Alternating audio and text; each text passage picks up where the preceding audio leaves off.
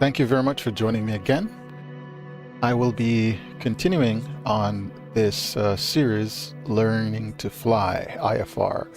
And if you notice, I'm going to do, this is part 2, but it's more for FS Academy IFR lessons based on the FS Academy IFR add-on that I added to Microsoft 2024. Initially, it was installed in 2020, but I moved over the package from the committed folder to the 2024 version, and it works. So that's what I'm doing. So I completed in the previous series, I completed the IFR basics. That's IFR 1 through IFR 3 with partial panel and the VOR NDB analog. I am now going to go on to the IFR 04, which is the VOR NDB.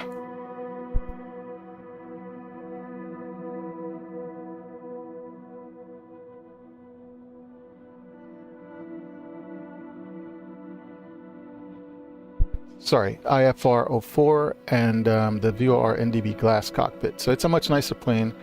The previous 3 were done in the Cessna 152. So yeah, this is going to be a much nicer plane. So let's go ahead and start this up. So the overview for this mission would be see how glass cockpit technology has brought great advances to the IFR flight, even in light aircraft. Learn the difference to become prepared for modern avionics. So this is pretty good. So we'll go ahead and do this.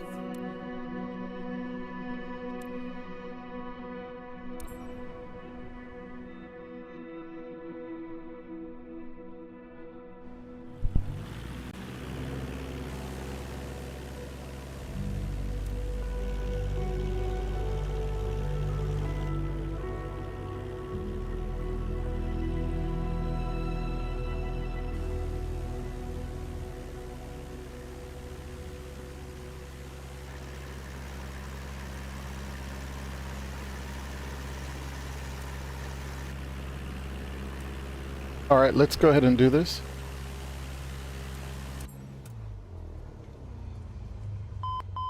Modern aircraft are typically fitted with more advanced avionics than what we saw in the Cessna 152. The Cessna 172 is fitted with the Garmin G1000, which helps bring light aircraft into the modern era and makes IFR flight simpler. Let's explore the main instrumentation differences with regards to instrument flight. Rather than information being displayed on separate dials, the glass cockpit brings your information into one place on the primary flying display, the PFD.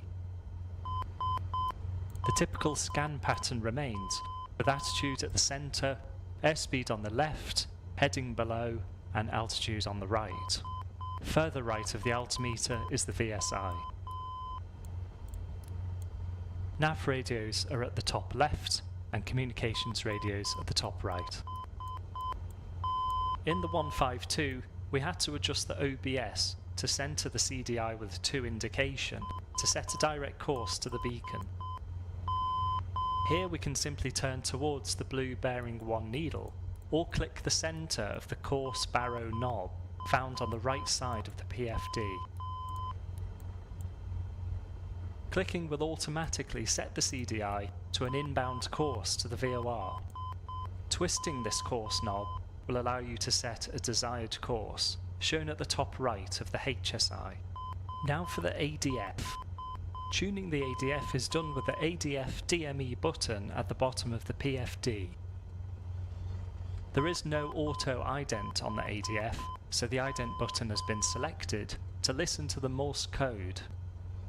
Found underneath the Do Not Touch Screens label, the white light indicates that it is selected. Once your displays and radios are set, taxi to hold for runway 02. I need to turn this down. This is annoying me. Hold on a second.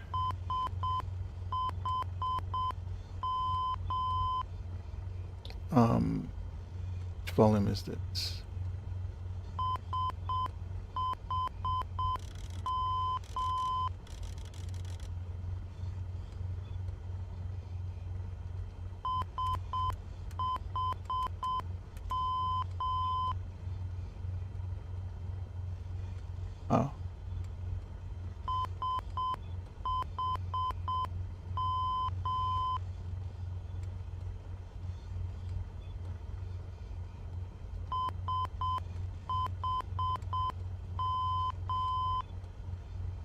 Okay.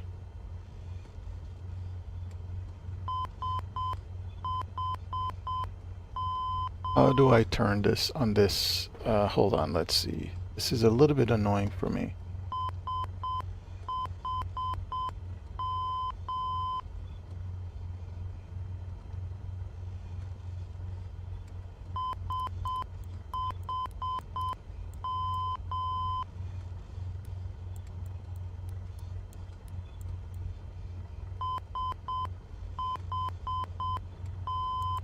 It's still on.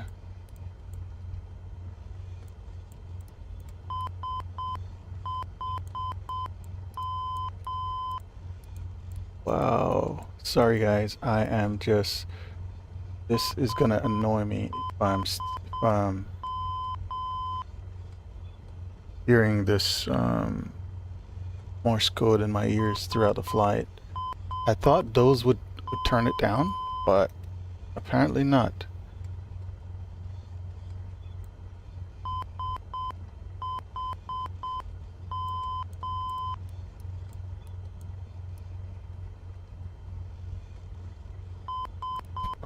Oh my goodness.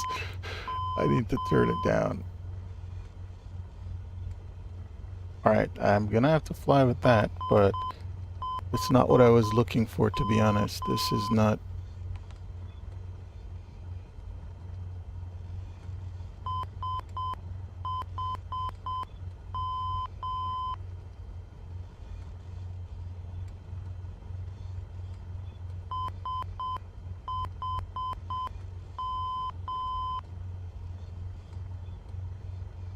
Wow.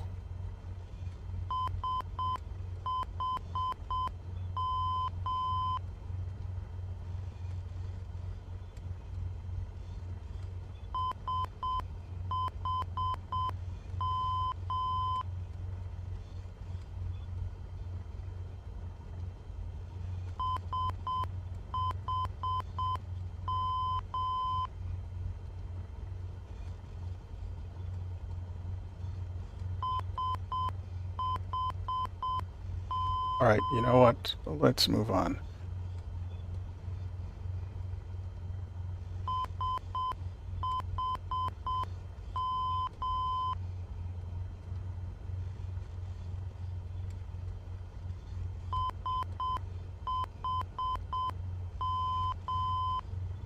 I think I tried all the other volumes, but for some reason none of these are working.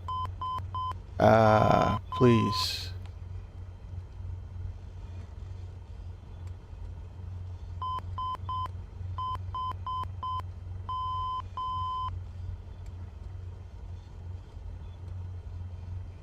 Either it's not working.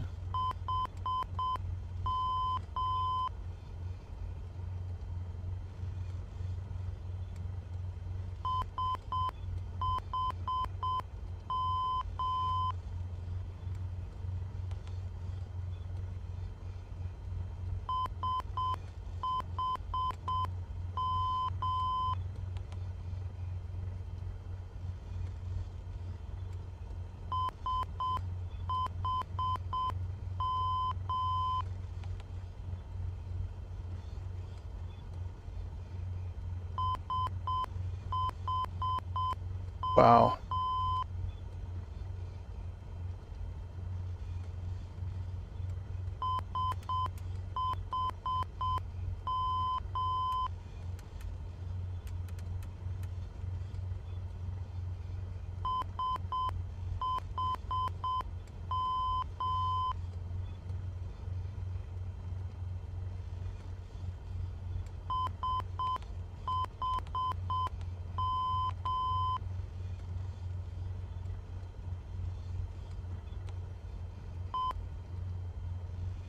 Okay.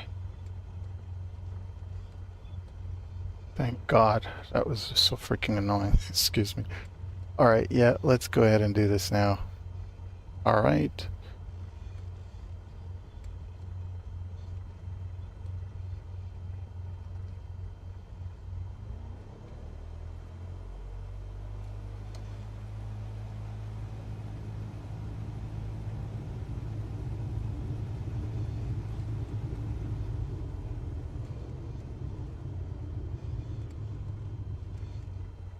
Golf Foxtrot Sierra Alpha Charlie, clear line up and take off, runway 02. Wind is calm, right turnout is approved.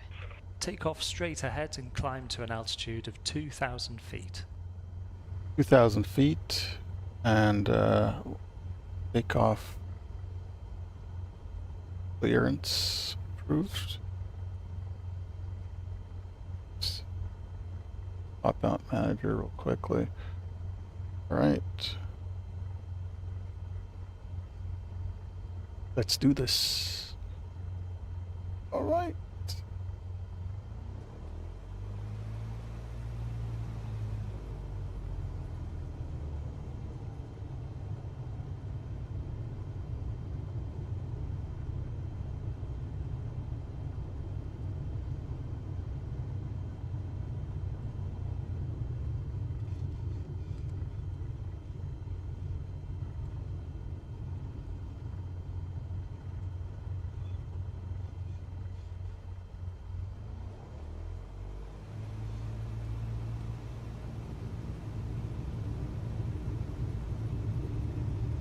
Okay. Lights, camera, action.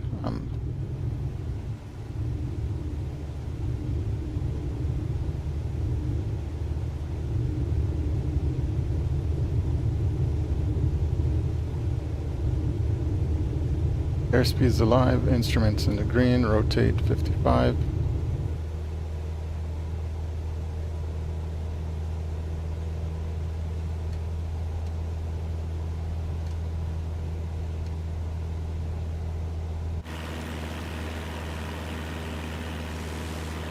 Pull up the flaps.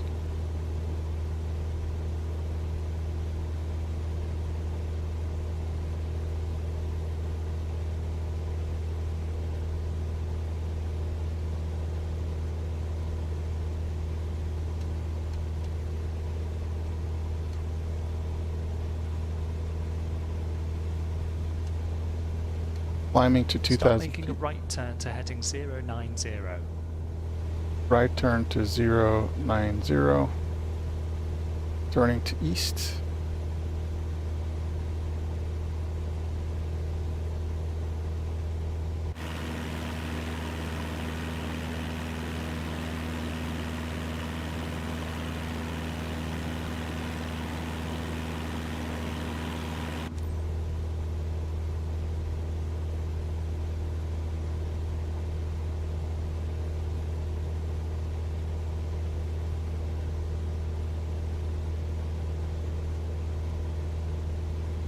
You can use the heading book to help you maintain a heading.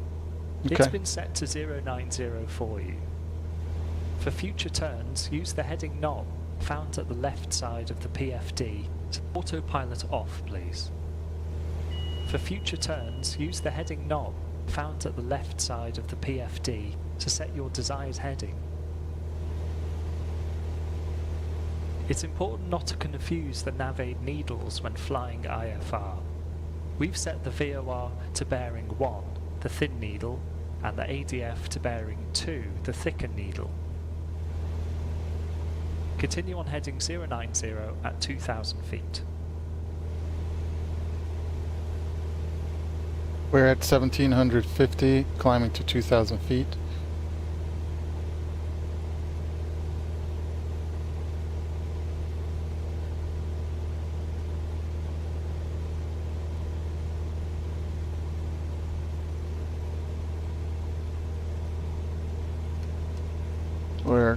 We're now at 2,000 feet.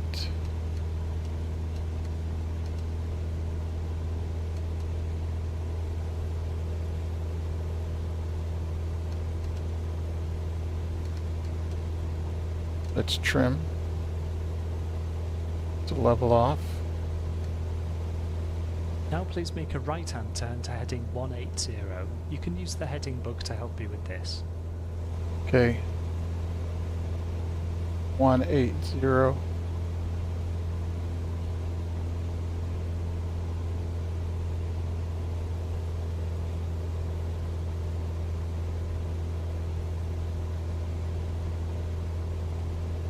To south.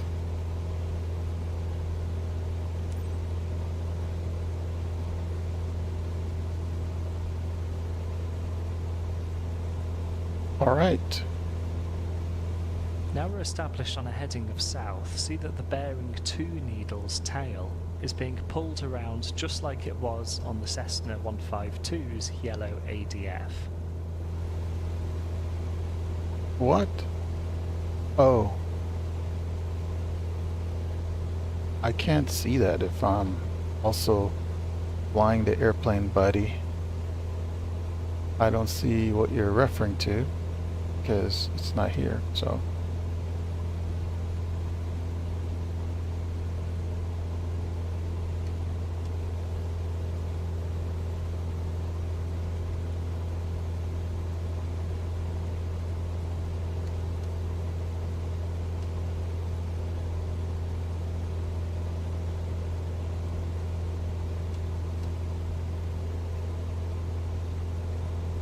All right, so what's the next instruction? Now make a right-hand turn to heading 240. Okay, so going to 240.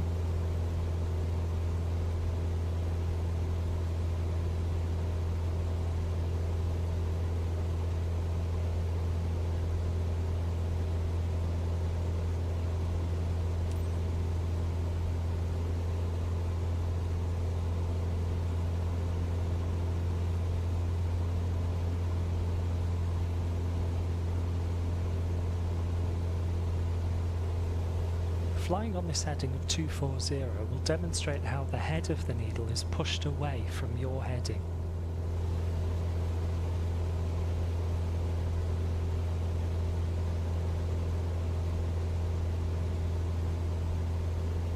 Okay, I see.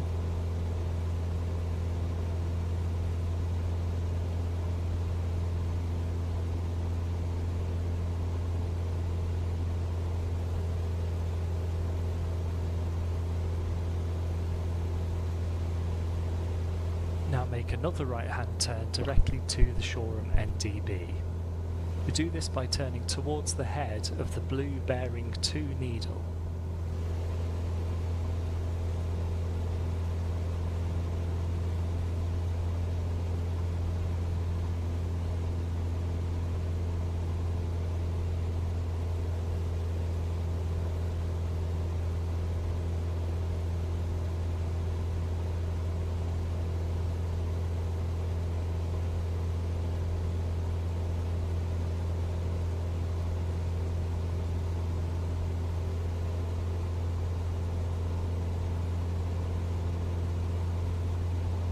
We're going to be leaving 𝘓𝘪𝘯𝘨 again on a radial of 030.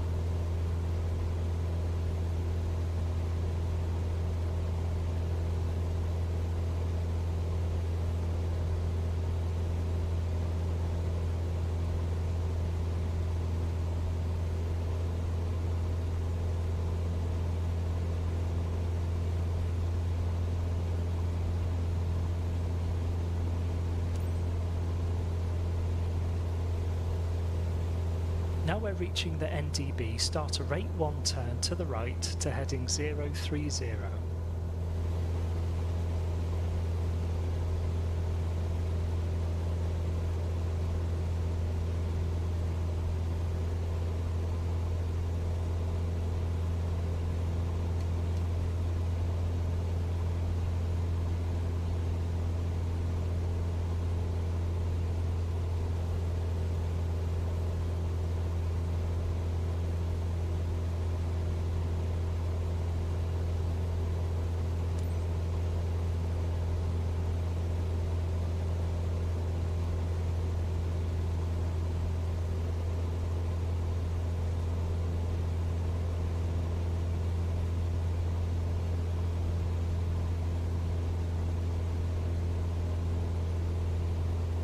Once accurately established on heading 030, look at the ADF needle.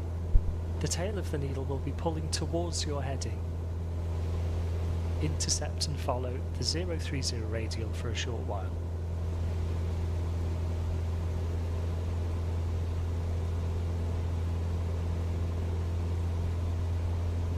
Okay.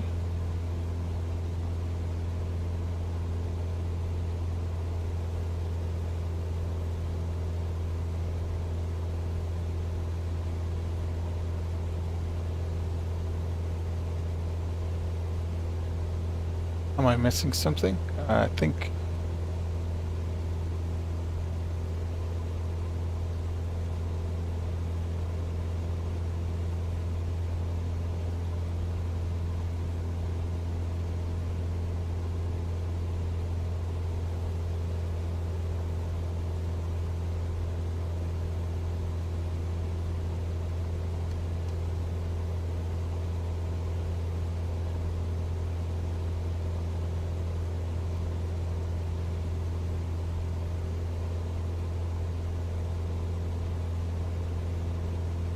Tracking to a VOR with the G1000 is easier than ever.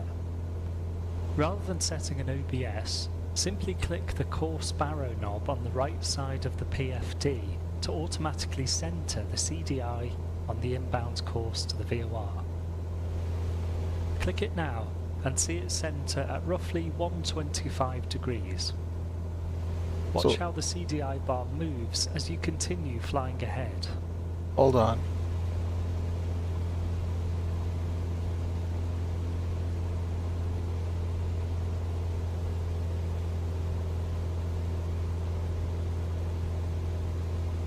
There we go.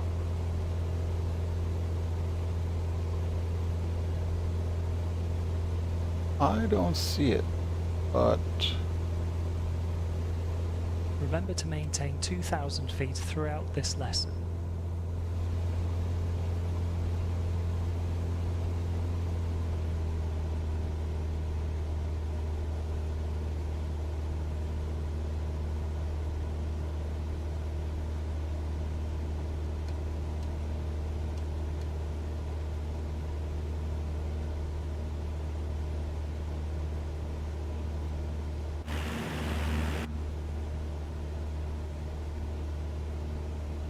Get the...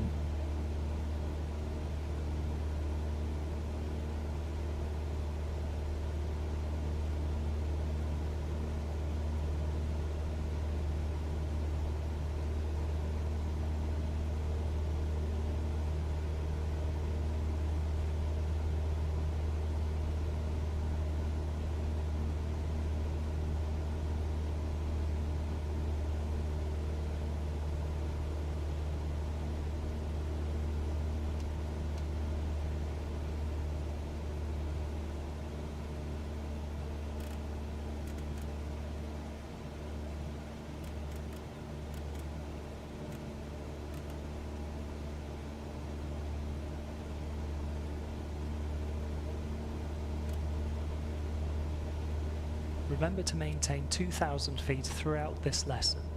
Okay, will do.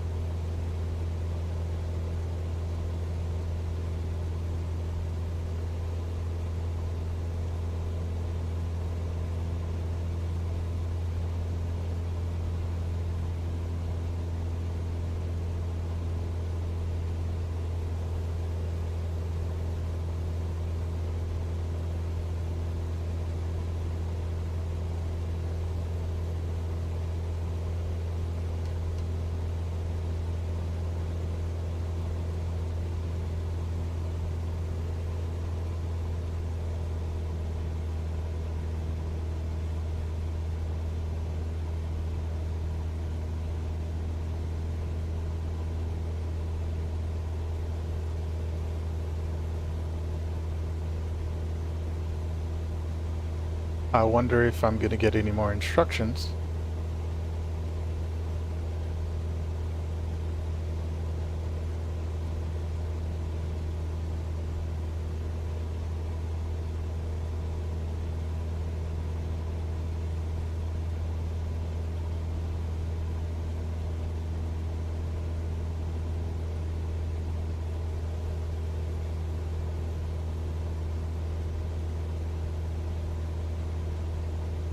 might have to redo this because I don't think I'm getting all the correct instructions here. Or I might have missed something.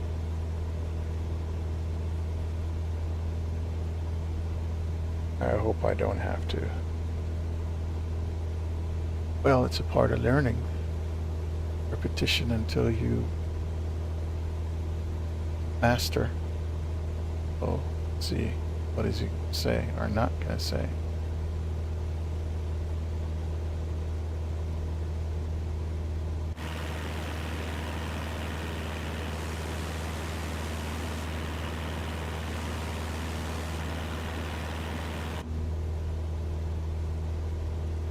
Remember to maintain 2,000 feet throughout this lesson.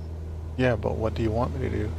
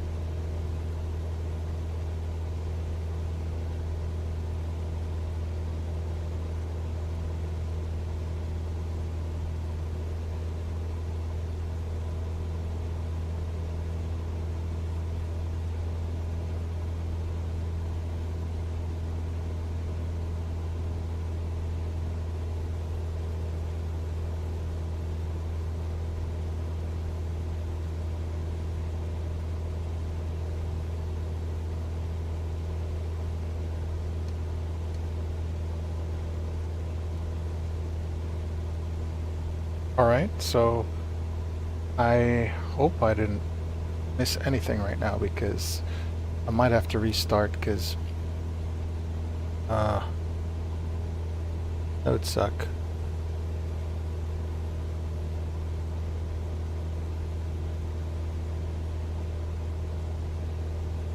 Alright,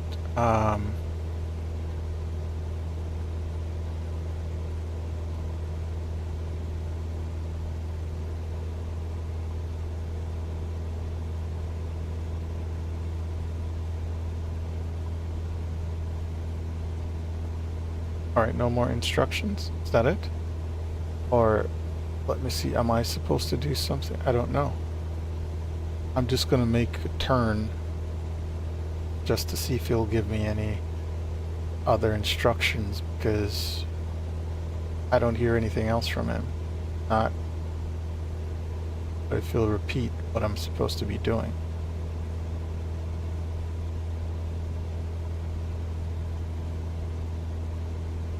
Yeah, that's the annoying part when you don't repeat the instructions just in case the student didn't get it.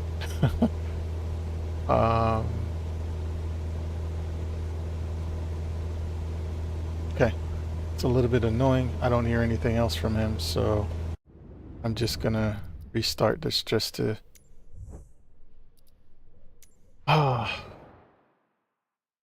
sorry guys. Think I missed something.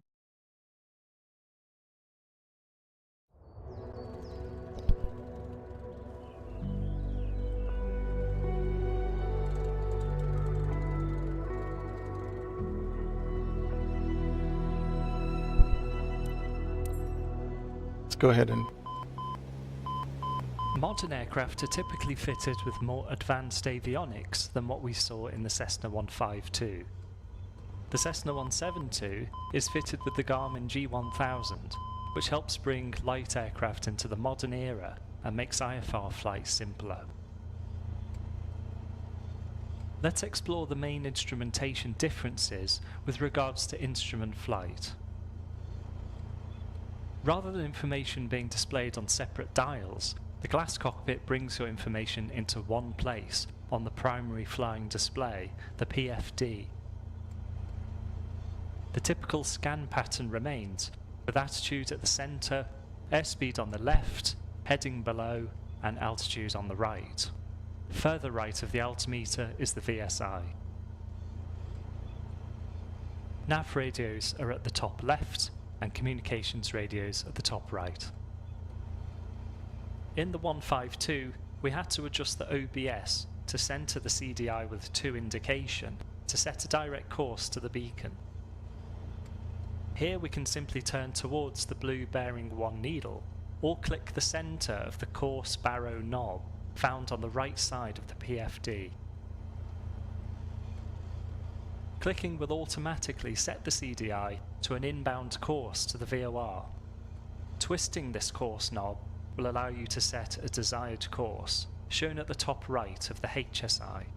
Now for the ADF. Tuning the ADF is done with the ADF DME button at the bottom of the PFD. There is no auto ident on the ADF, so the ident button has been selected to listen to the Morse code. Found underneath the Do Not Touch Screens label, the white light indicates that it is selected. Once your displays and radios are set, taxi to hold for runway 02.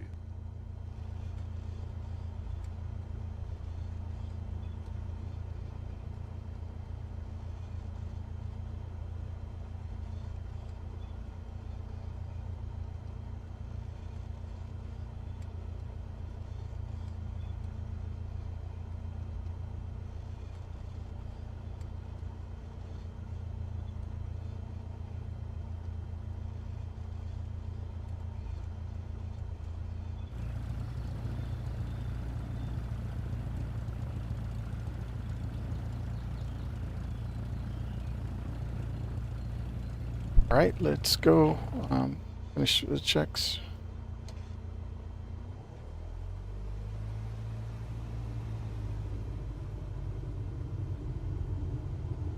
Let's hold short. We finished our run-up.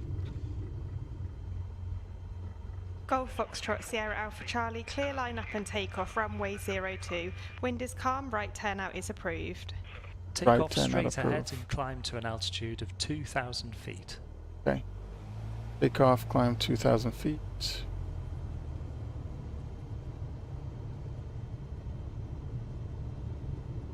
Take off approved.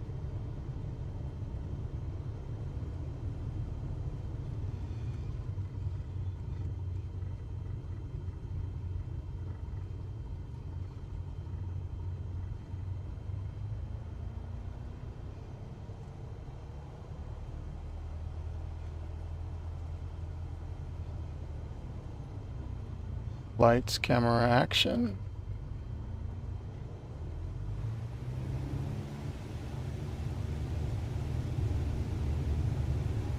Airspeed alive. Instruments in the green.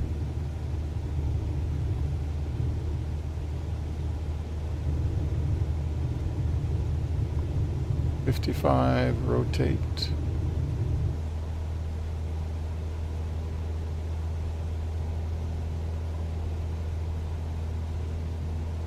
Climb to 2,000.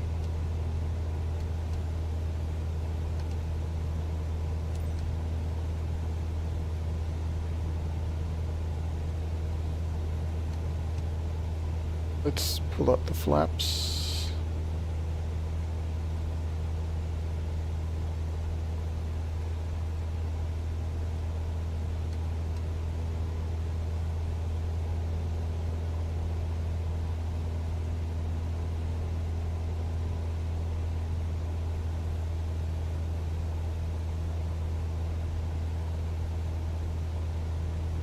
Start making a right turn to heading 090.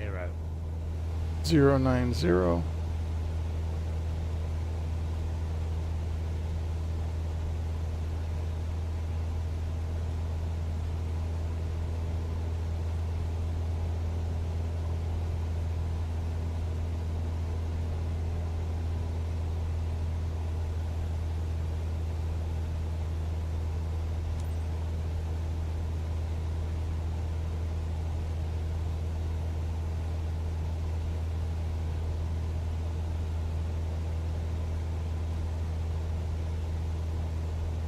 right?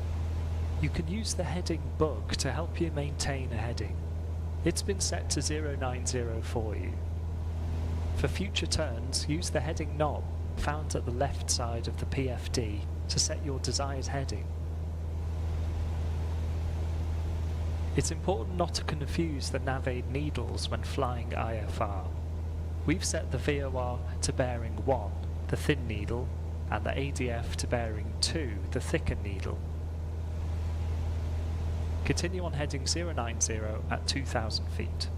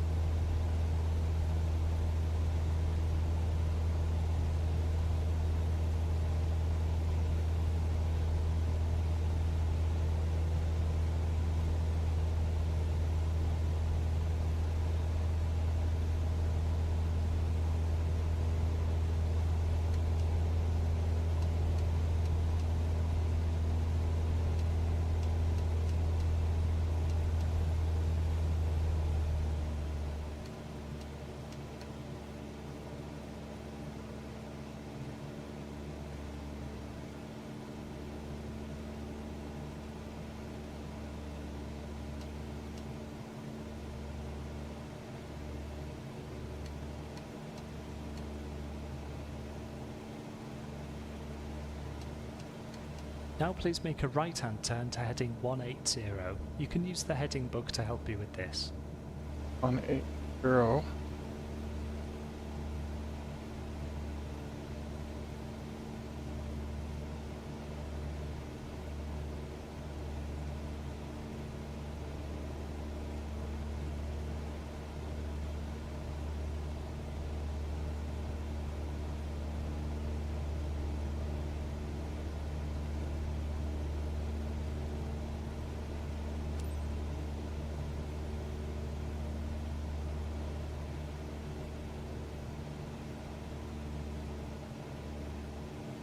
Now we're established on a heading of south, see that the bearing 2 needle's tail is being pulled around just like it was on the Cessna 152's yellow ADF.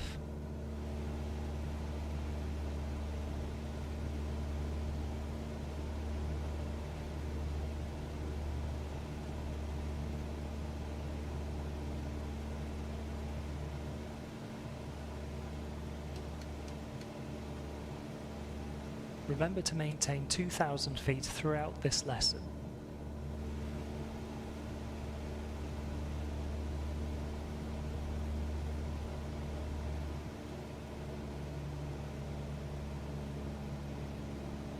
Okay.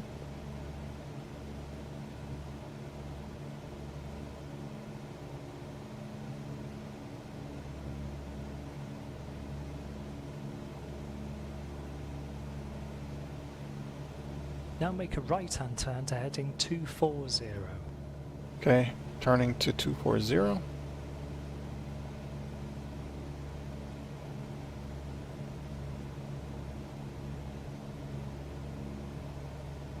Remember to maintain 2,000 feet throughout this lesson.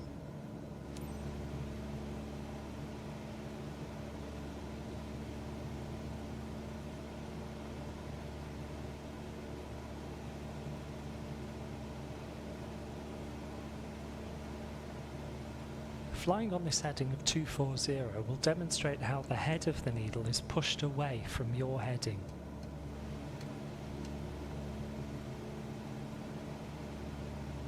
Okay.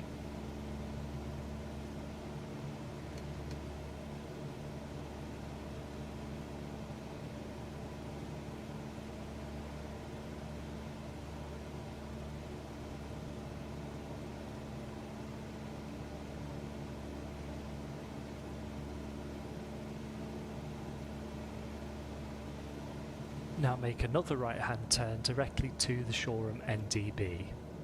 We do this by turning towards the head of the blue bearing 2 needle.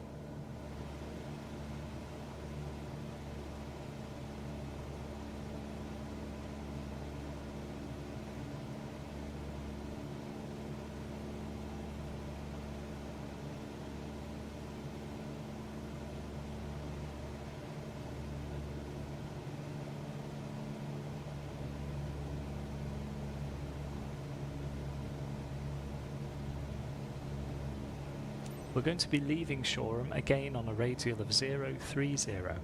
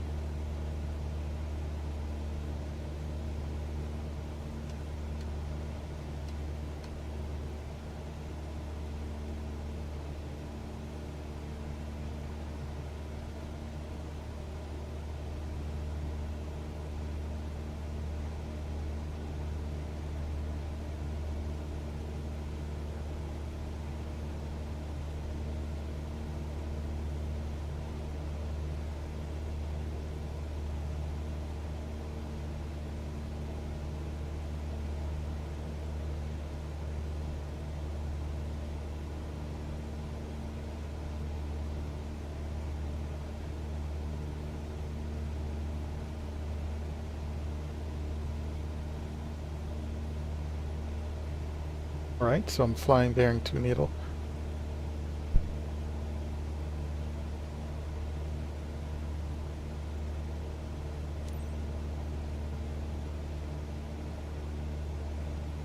Now we're reaching the NDB, start a rate 1 turn to the right to heading 030.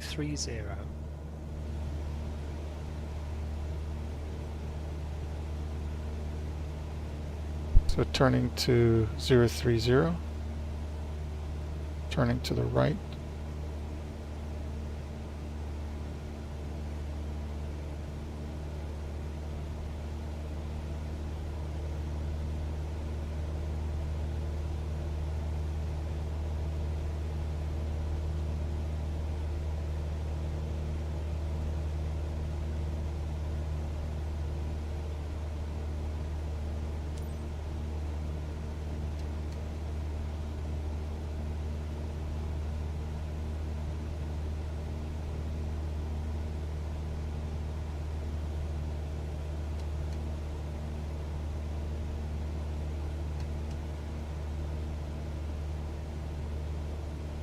Remember to maintain 2,000 feet throughout this lesson. Once accurately established on heading 030, look at the ADF needle. The tail of the needle will be pulling towards your heading. Intercept and follow the 030 radial for a short while.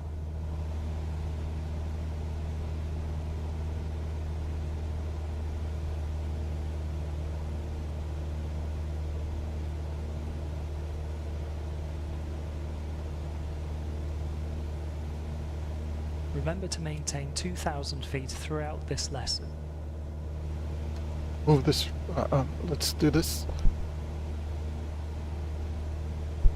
Yep, moving this to the, it's not moving. Let's see.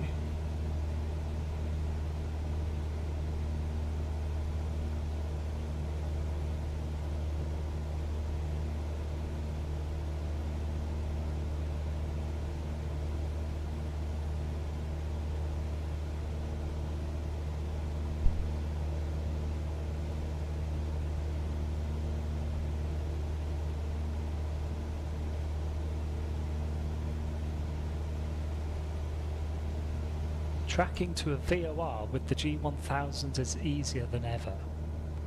Rather than setting an OBS, simply click the course barrow knob on the right side of the PFD to automatically center the CDI on the inbound course to the VOR. Click it now and see it center at roughly 125 degrees.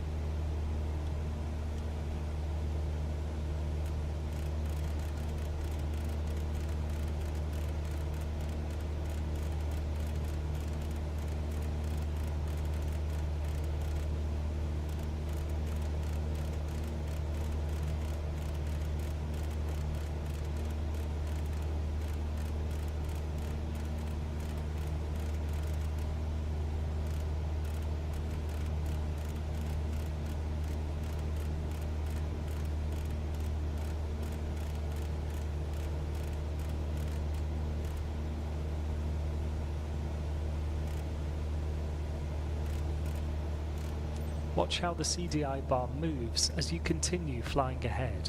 Now click the course knob again to recenter the CDI and make a right-hand turn to track directly to 𝘓𝘓 VOR.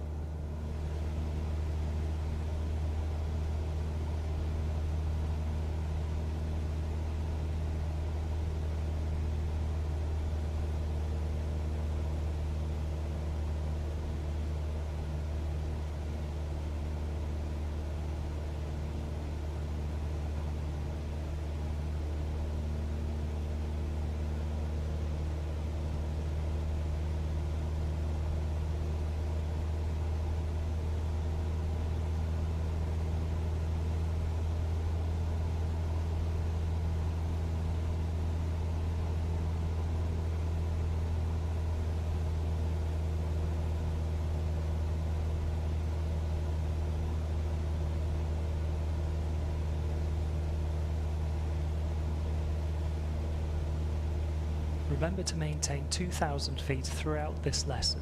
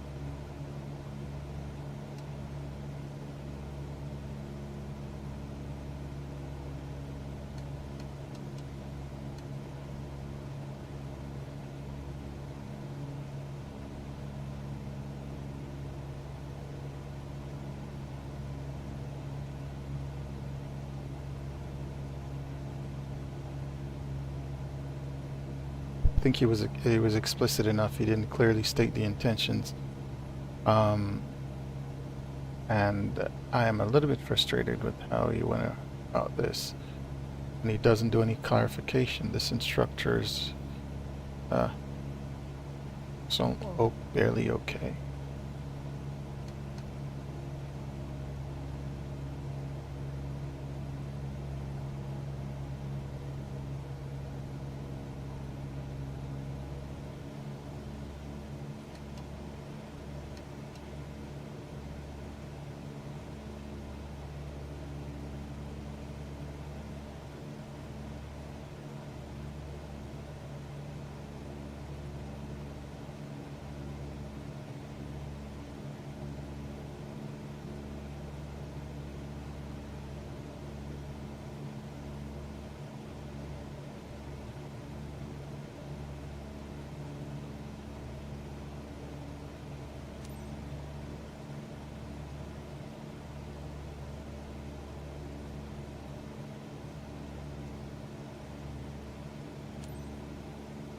Okay. Roll out on your heading towards 𝘓𝘓 and consider recentering the CDI again.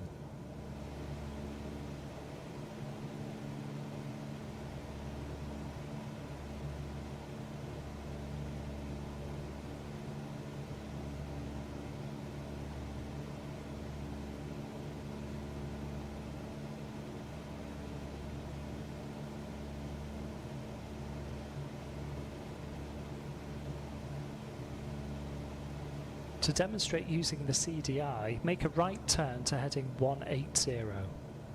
Right turn to 180.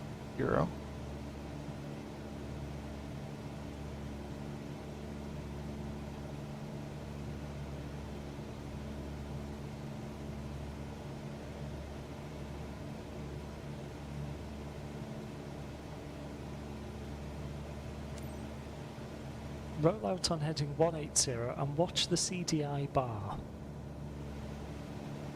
Okay. Definitely showing.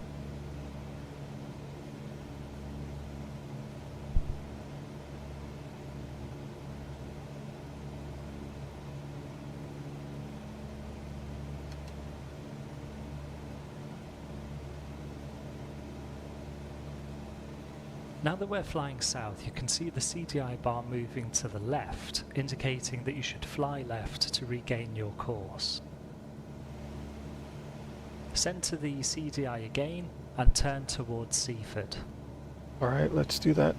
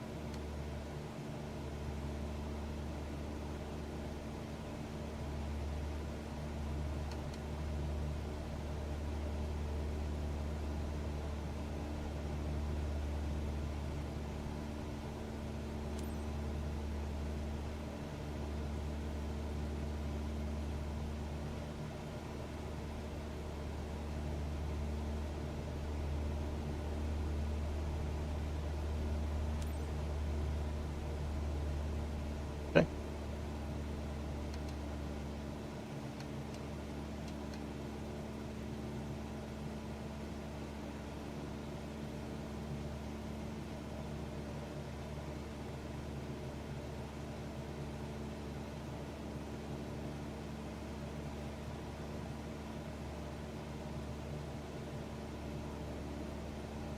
Perfect.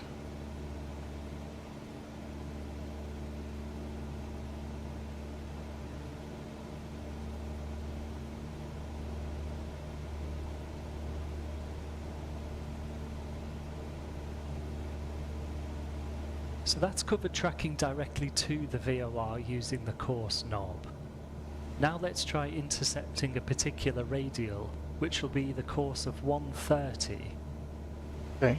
Set course 130 using the course knob and turn left to a heading of 070 to begin our interception. Course. Okay.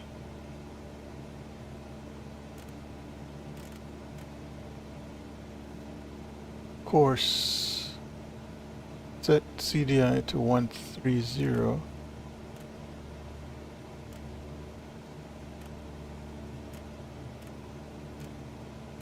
Okay. And turn left to heading of 170.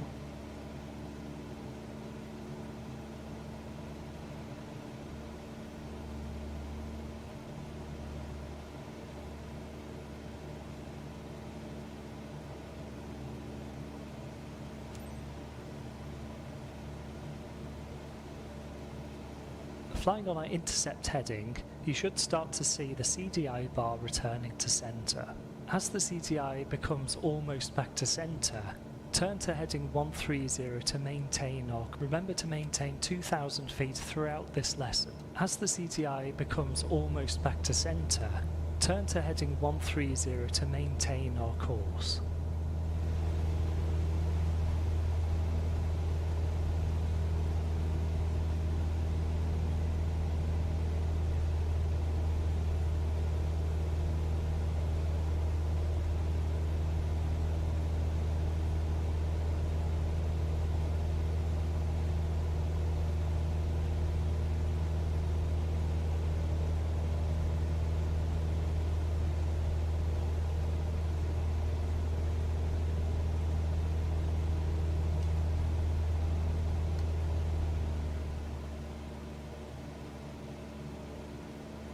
Okay.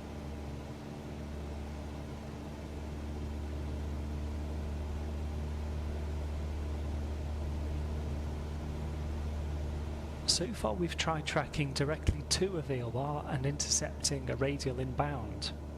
Next we'll try to intercept a radial outbound. Okay. With the glass cockpit we don't need to consider to or from indications, just set the course you wish to fly. With the bearing needles, It makes the transition period between tracking in and tracking out easier, as we can pre-select our next radial, but still follow the bearing needle in towards the beacon. For now, keep tracking the course 130. Alright, now we're getting close to the VOR.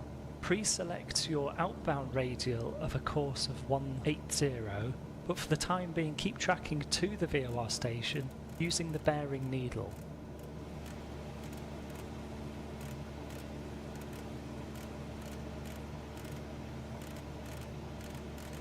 Sorry. 1-8.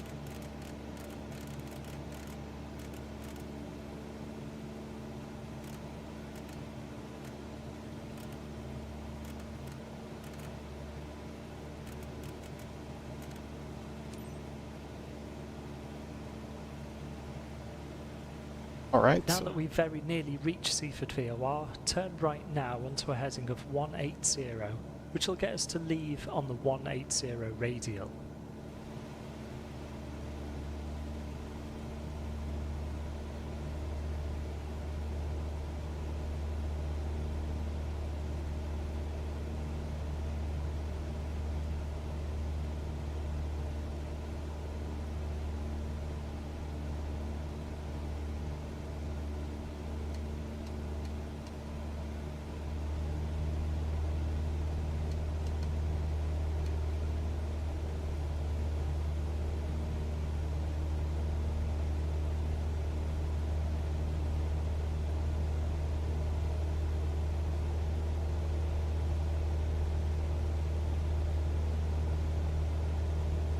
okay, let's intercept it. And okay, it's coming in. Let's let it come in a little bit more. Then go intercept it, going out.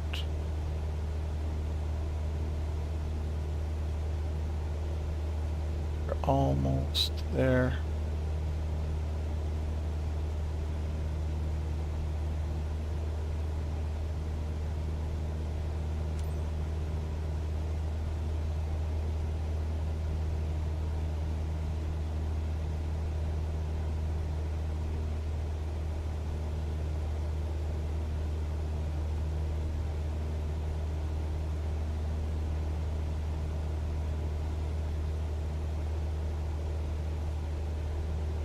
Okay, there we are. 180. Well done, that's this lesson complete. Alright. Now you've tried tracking to and from NDBs, VORs and intercepting particular radials with both analog and glass instruments.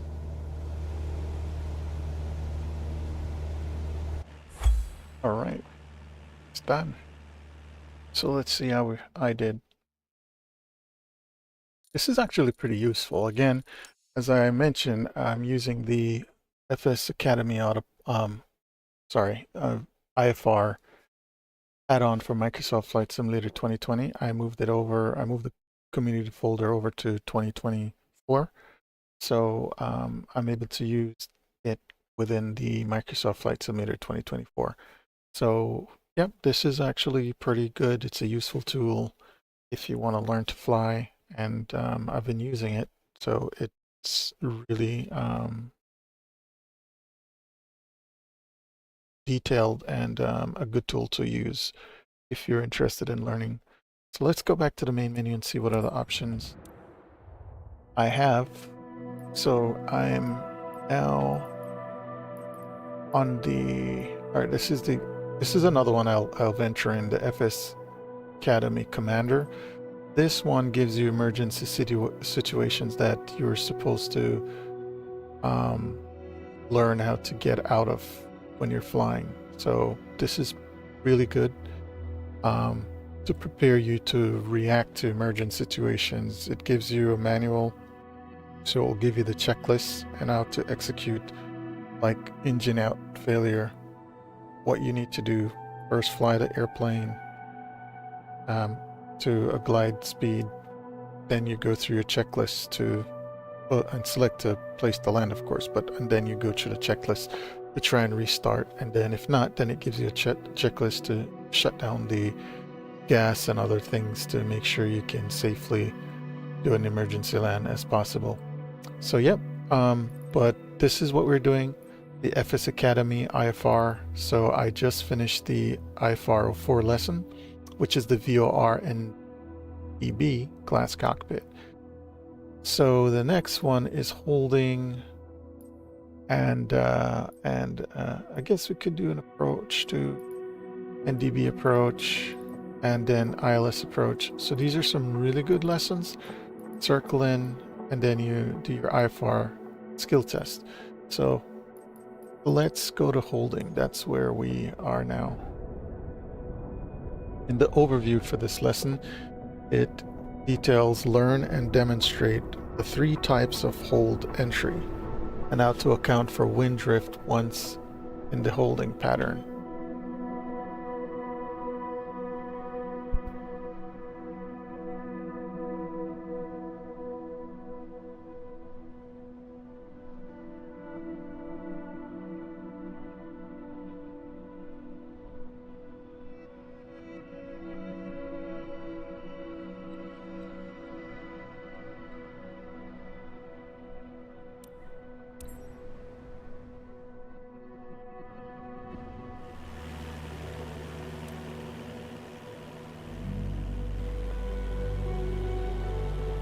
Okay, let's go ahead.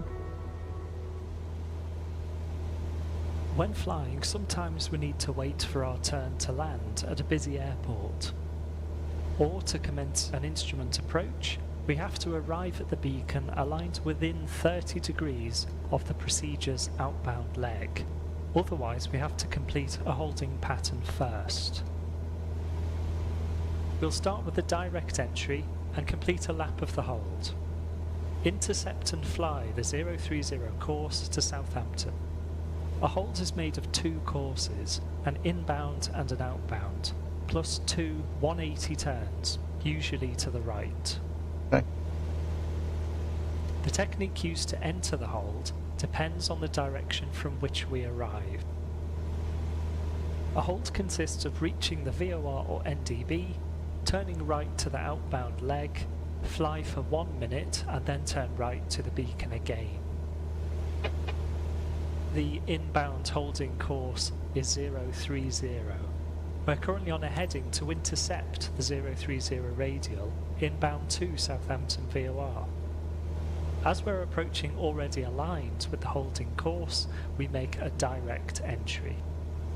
To fly the outbound leg of a hold, we need to account for wind drift. If the wind is coming from the holding side, from the right in this example, we would apply triple the drift to the outbound leg.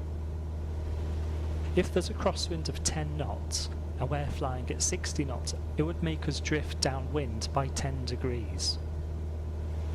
The faster you go, the less drift angle you get. The same 10 knot crosswind at 120 knot would only give us 5 degrees of drift. If the wind is coming from the non-holding side, the left side in this example, we apply double the drift. We are flying at around 120 knots.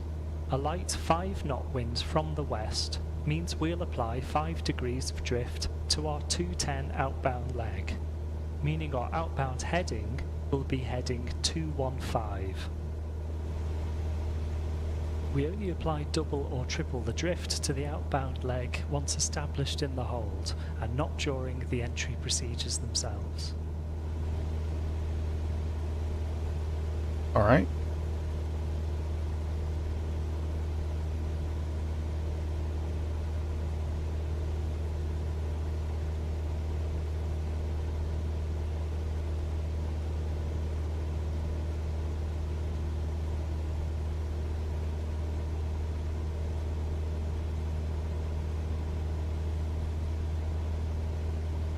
Please maintain 3,000 feet throughout this lesson.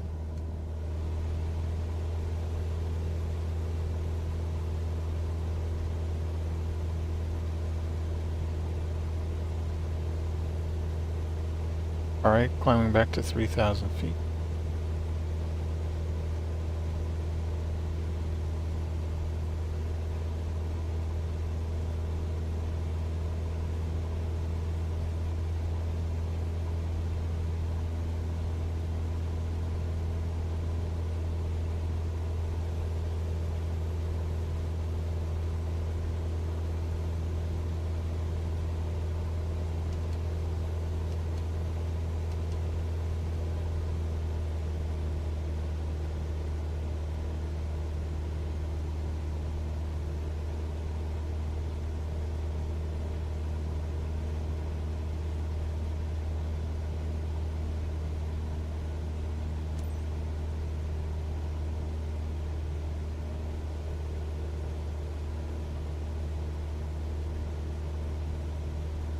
We're now reaching the Southampton VOR. Make a right-hand turn to your outbound heading of 215. 215.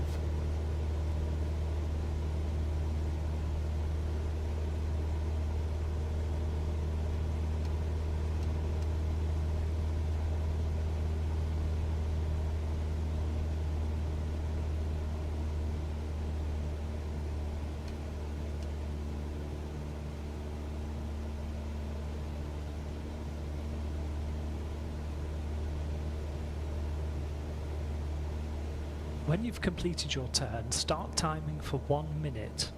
You can use the inbuilt timer or look at the clock at the bottom right of the PFD. After 1 minute has elapsed, turn right again onto the inbound course back towards the VOR. Now we're established on 215, let's start timing for 1 minute. 1, 2, 3, 4, 5, 6, 7, 8, 9, 10, 11, 12, 13, 14, 15, 16, 17, 18, 19, 20, 21, 22, 23, 24, 25, 26, 27, 28, 29, 30, 31, 32. It's 1 minute. Turn right onto the inbound course 030.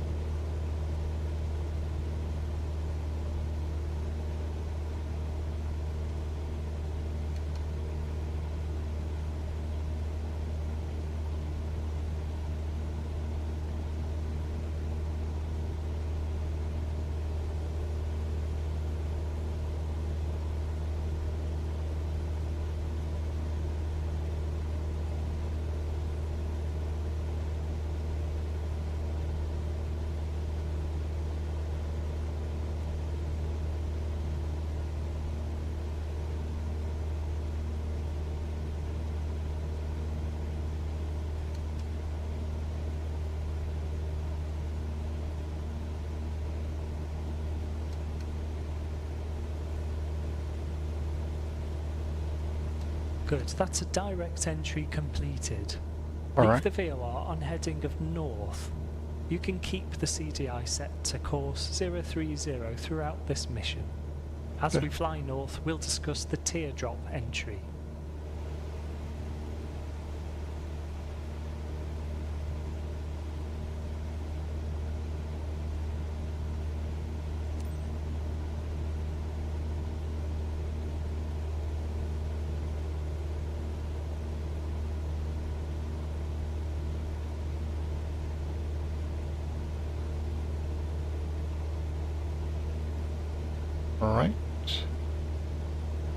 We're going to do the 𝘓𝘓𝘯 entry. Oh, that's the... So if we approach a hold from the top left of the inbound course, we fly to the beacon and then turn to a course of the outbound leg minus 30 degrees. We continue on this course for 1 minute, then turn right to the beacon. This is a teardrop entry. Okay, 𝘓𝘓𝘯 entry. So 30 degrees, and then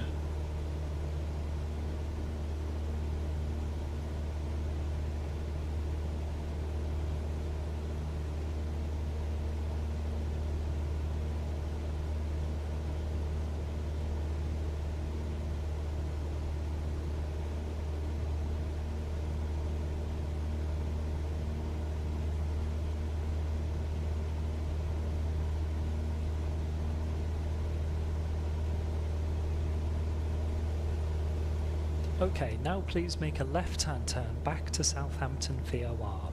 Just follow the bearing 1 needle to track directly to the beacon.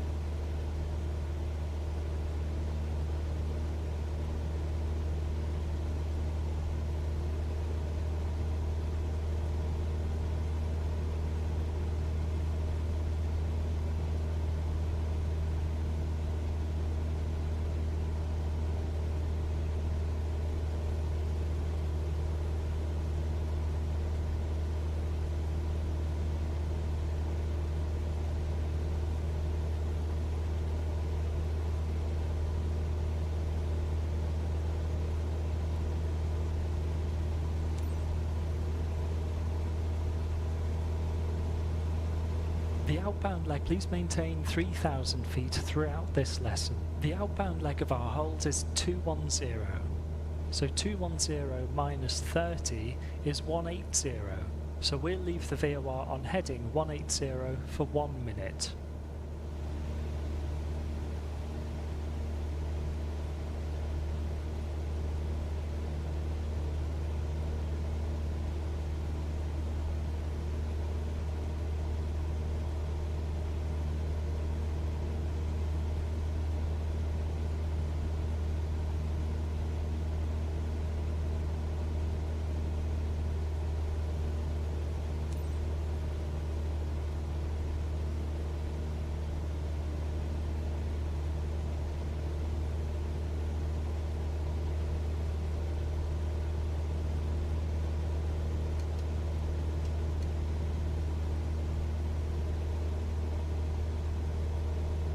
Please maintain 3,000 feet throughout this lesson. We're arriving at Southampton VOR.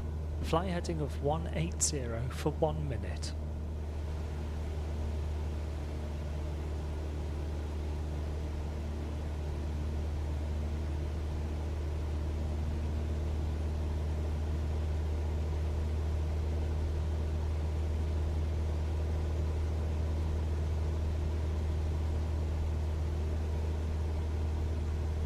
Please maintain 3,000 feet throughout this lesson.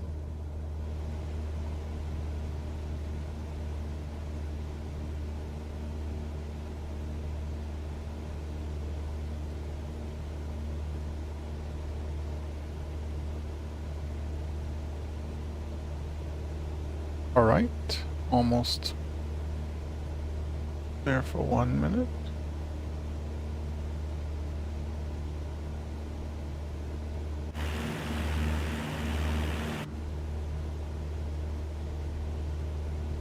That's 1 minute. Make your right hand turn to 030 to intercept towards Southampton.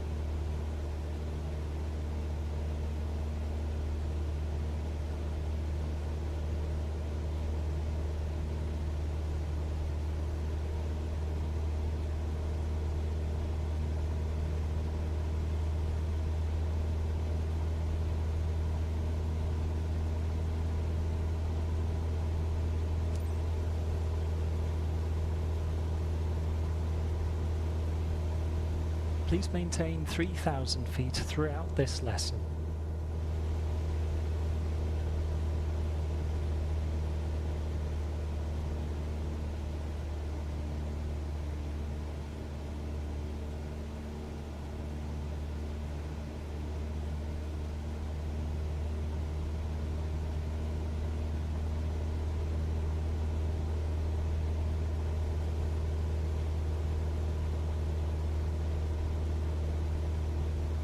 Please maintain 3,000 feet throughout this lesson.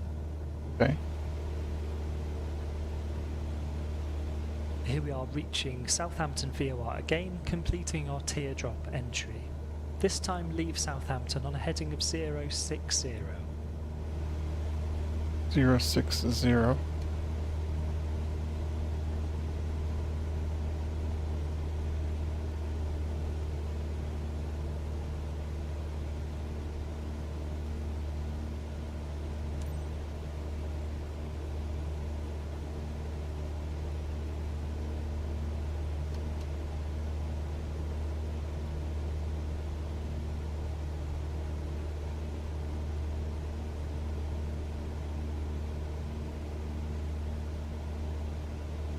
We're flying away from Southampton VOR on the heading 060 to set us up for our third and final type of entry, called the parallel entry. If arriving from the top right of the inbound course, we fly to the beacon as usual, then turn left to parallel the outbound leg for 1 minute. After 1 minute, we turn left again towards the inbound course, which we will overshoot and intercept from the other side.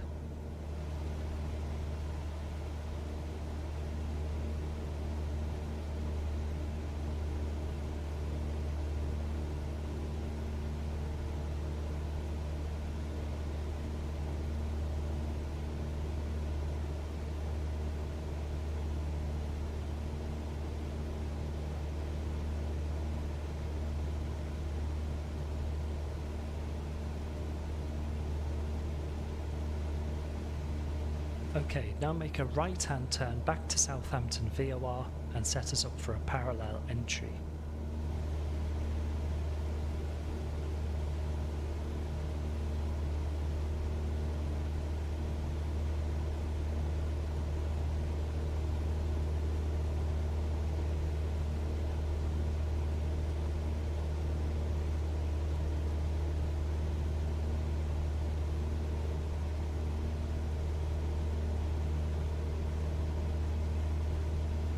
Complete your right turn and establish directly towards Southampton VOR using the bearing needle. You can still keep the course of 030 set on the CDI.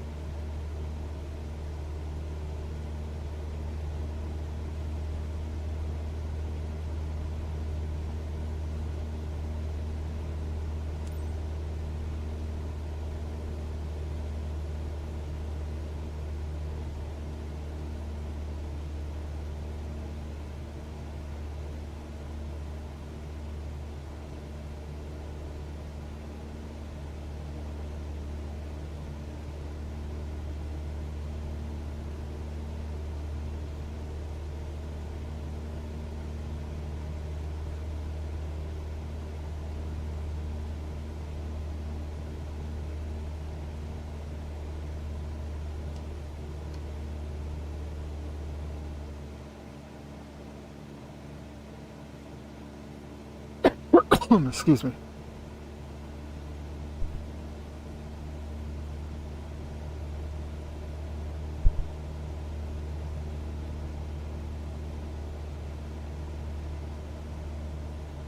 Hello, the Shattered Skeleton. My apology for not seeing this. Is this a... I'm bearing the blue arrow. Hold on, just one. Yes, it's this the greenish, the kind of teal, kind of greenish blue, some mixture. Yep. Thank you so much for joining.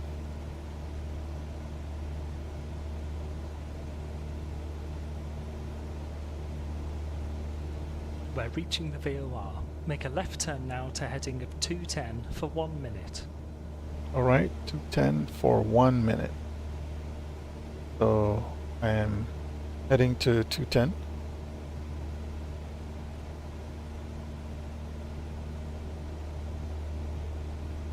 Yep, so the Shattered Skeleton, I'm using FS Academy. They have a add-on. Once you're rolled out on heading 210, start timing for 1 minute. Then make your left turn to intercept the 030 radial to Southampton. Okay. So I'm using the FS Academy, the IFR add-on from Microsoft Flight Simulator. I installed it for the FS Academy 2020, but I'm able to copy over the or just extract the package and move it over to the Microsoft Flight Simulator 2024 community folder, and it works. That's what I'm using. This was from the 2020 version. Thank you.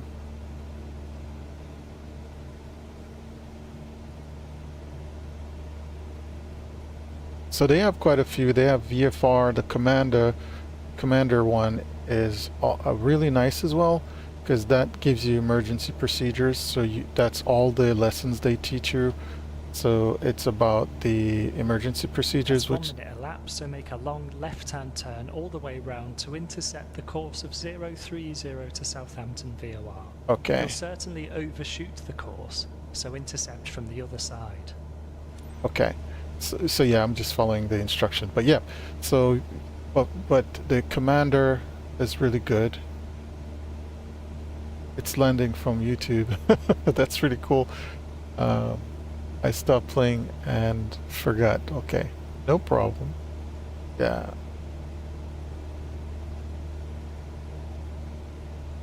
Yeah, for me, I'm using this as practice also, because once I'm finished with school this semester, then I'll try to resume my flight training. So it's good to just do these exercises to build up. Thank you.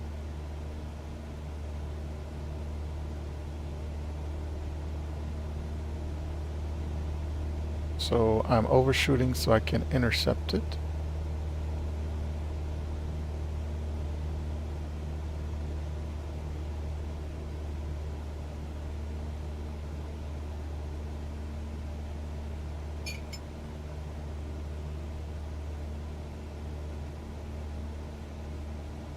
I have to climb back up to 3,000 feet or he's going to yell at me. So let's do that.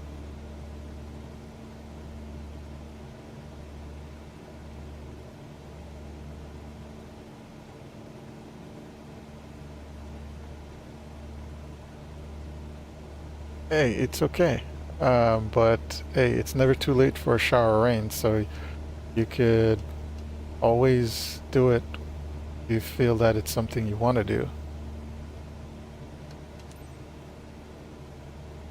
Okay.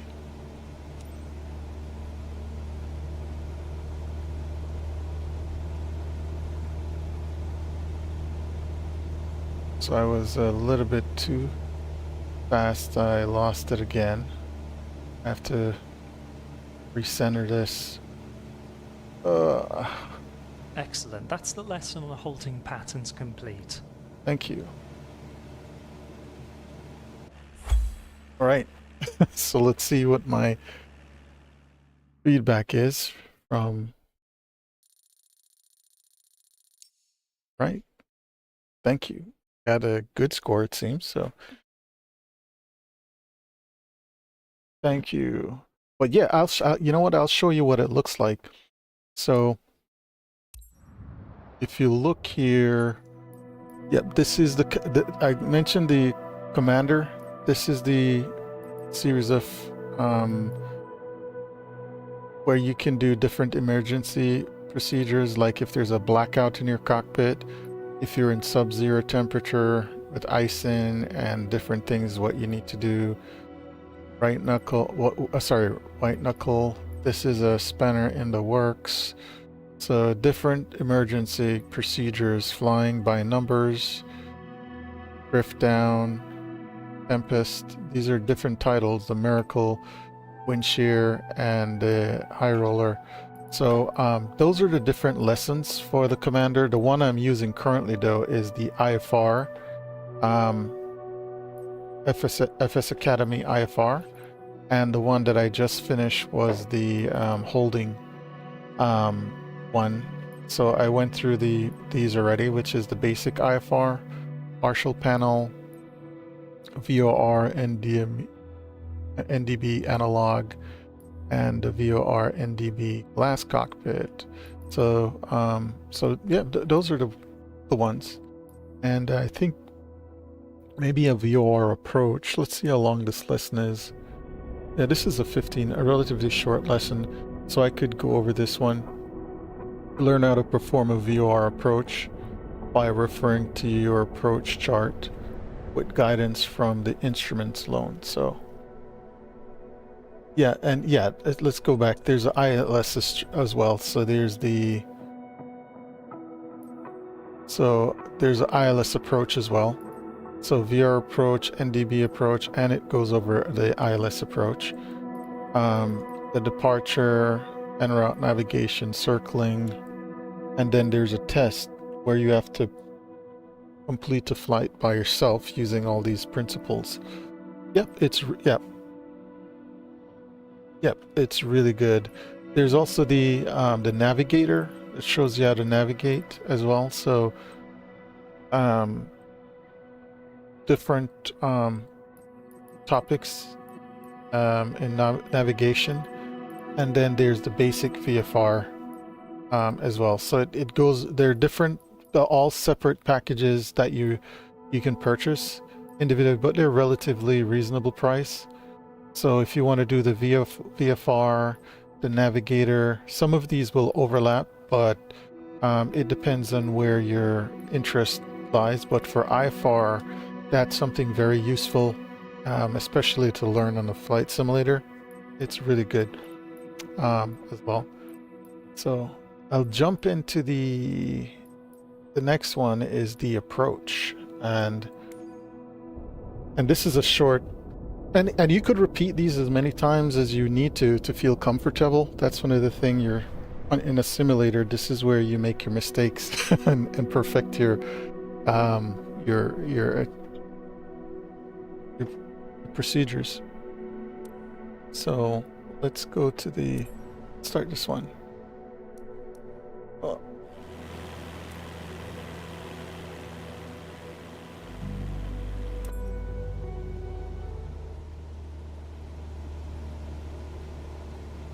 To look at the VOR approach, we start in flight on our way to intercepting the course 047 towards Manchester VOR MCT. Okay. The approach chart shows we're looking at the Manchester runway 23 right VOR approach. Manchester is frequency 113.55. Okay. The procedure has us leave Manchester VOR on course 047 until 12.3 DME, then make a procedure turn to come around to intercept the course 227 to the runway. To begin, intercept and follow the 047 course to Manchester VOR. Okay, so we're going to intercept the 047 course. So right now we're flying towards centering the needle. As you can see overhead, flying above the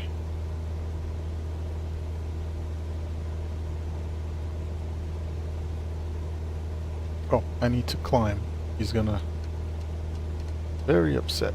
So let's climb to 3,500. I flew, yeah, way across Canada with planned VR flight. Lots of flight plan I had done and just didn't finish. Oh, pretty cool. Oh, whoa, I missed my apology. I missed this. I don't want to get dinged. It's gonna ding me. Let's catch it back again. As we reach Manchester VOR, leave on the 047 course. 047 course.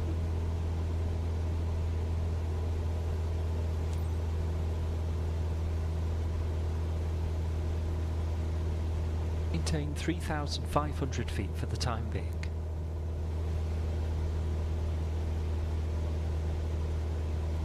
Yep, it's pretty fast. There we go. 47. Perfect. So I left it, fly MTC VOR course 047 until 1223 DME. So there's a distant measuring equipment, so it should give me how many nautical miles I'm away.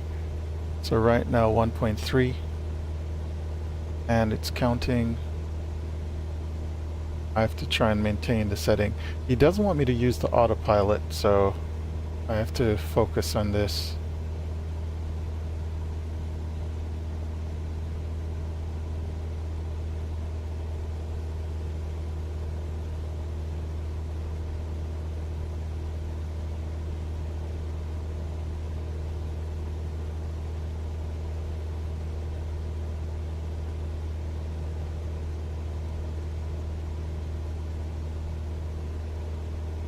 Procedure turns are a defined way to reverse your direction, intercepting the reciprocal course.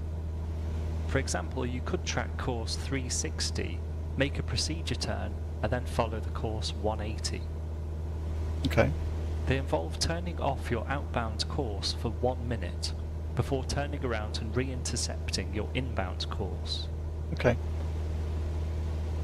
This approach has a procedure turn where we leave our outbound of 047 to turn left to track 002 for 1 minute, before turning right around to track 182 to intercept our approach inbound of 227.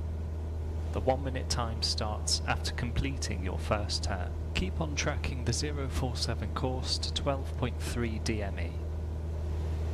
Alright.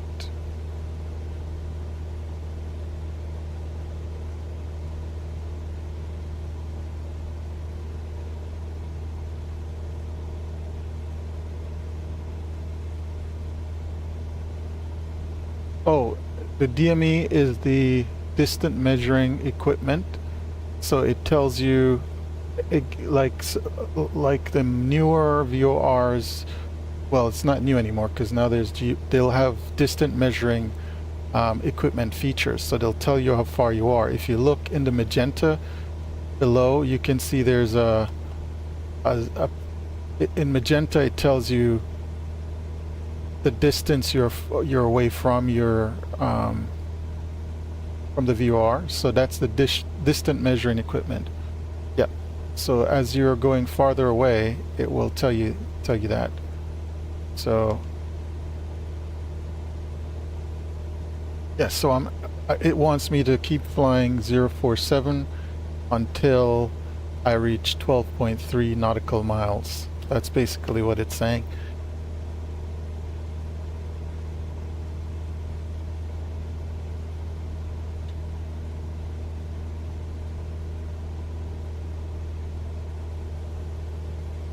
So I'm trying to recenter this radio.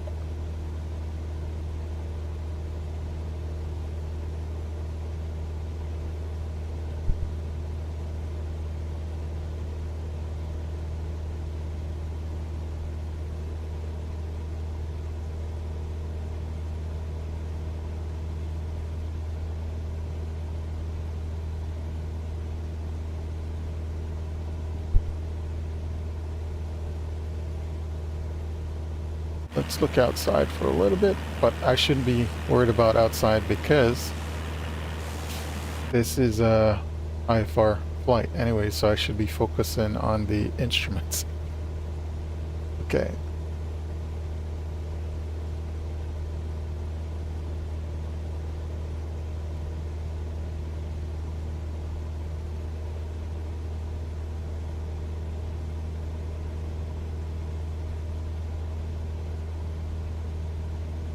So we're 8.5 nautical miles away, so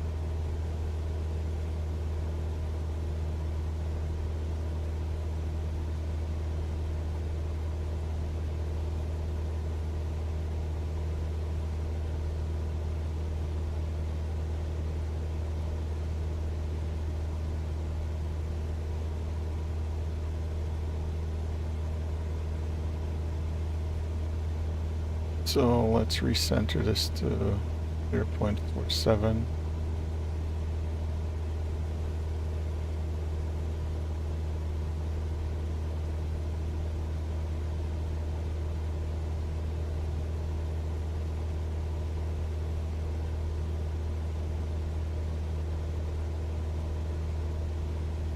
And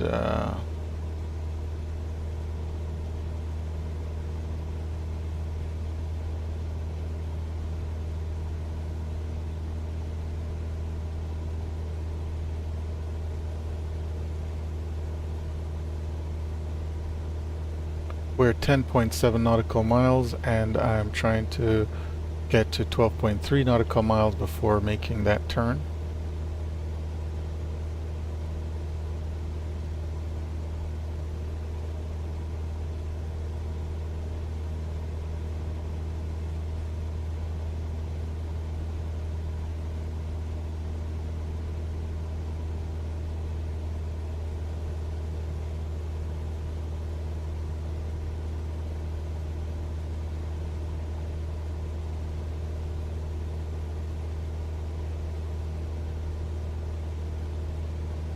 Here comes 12.3 DME, so turn left to heading 002. Left to 002.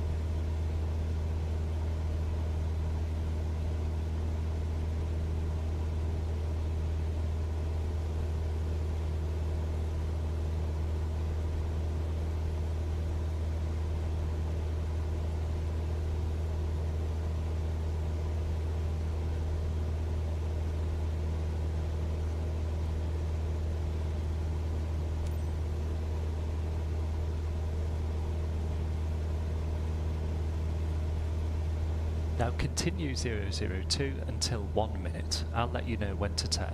Okay.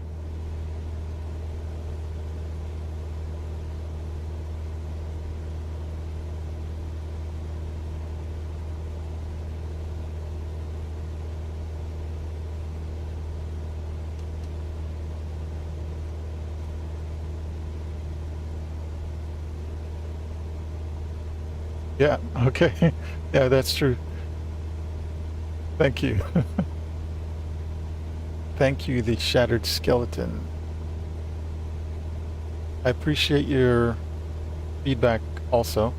Thank you so much.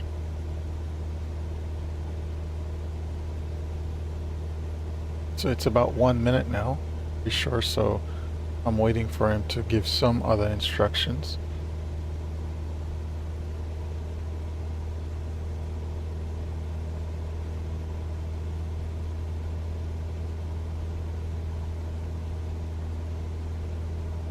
There's 1 minute, so turn right heading 182. So let's turn right, heading 182.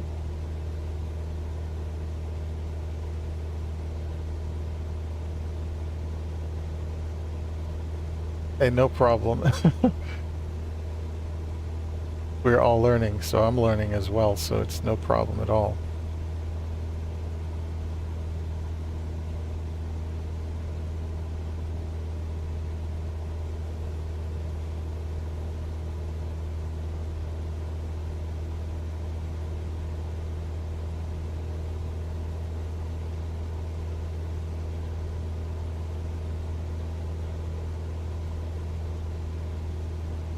Roll out and fly heading 182. Set and intercept a course of 227 using the course knob. Okay, so 182.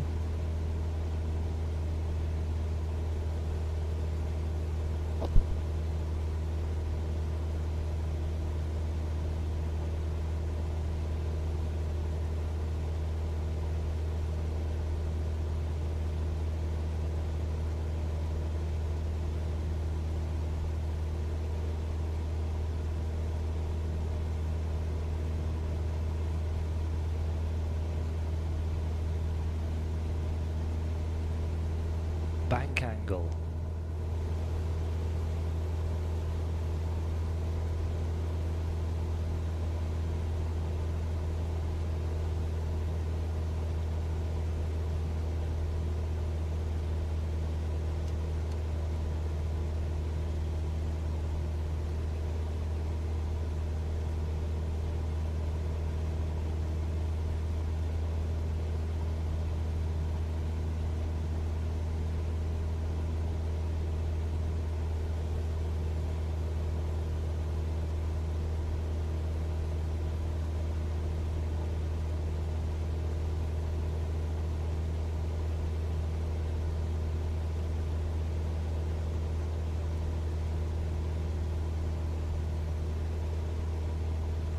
Or you're asking, so what was the left, then full right?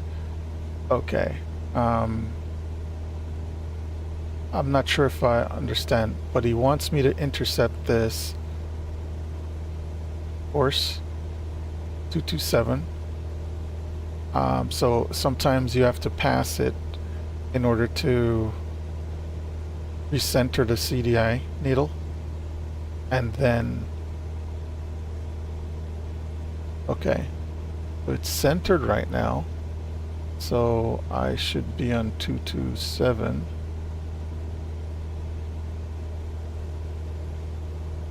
I'm not sure if I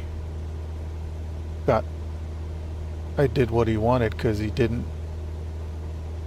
I intercepted course 227, so I'm not sure. It's okay. No problem, no problem. Google helps a lot find you the sources.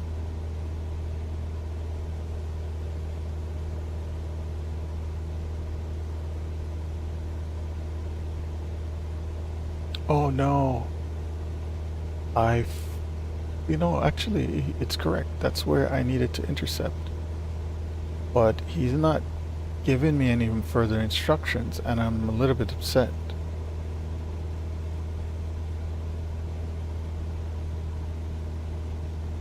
I intercepted 227.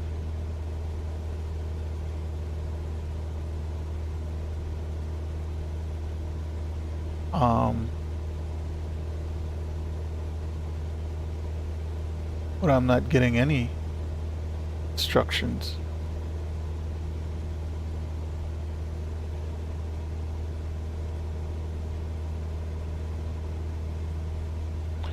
Yeah, I thought I... 1 minute. The course knob. Yeah, the course is on... yeah, but I don't think he said to change. I had to leave it on 227. Oh, let's see.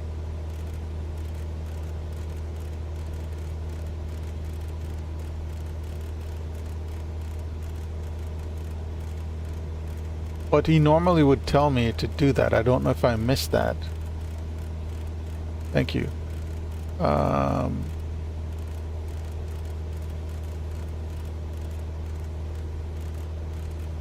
Maybe that's where I went wrong. Oh, thank you. I totally missed. Tracking the course 227 at 3,500 feet until 10.3 DME. Okay, I think I'm At 10.3, we'll begin a 3-degree descent path.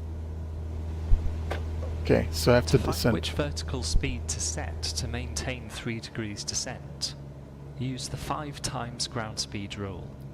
So if we're flying at 110 knots, Bear with me for a minute, descending please. at 550 feet per minute will maintain 3 degrees. We'll also use check altitudes during our descent. So at set distances to go, I'll read out the altitude that you should be at, and you make corrections accordingly. Here comes 10.3 miles, so start descending at 10.3 at 3 degrees.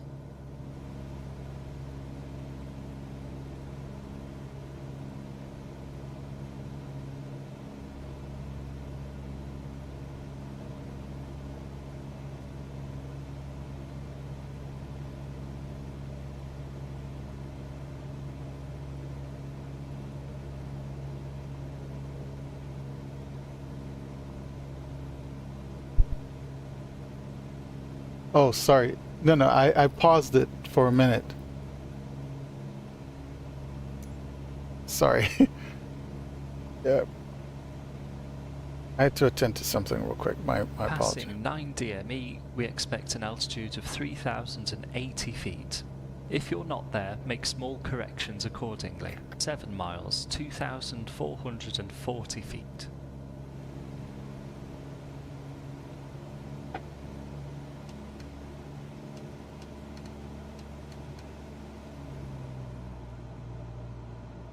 Yeah, I'm already past that. So I'm descending real fast. and pulling back on the power. So at 5 miles, I need to be at 1800 feet.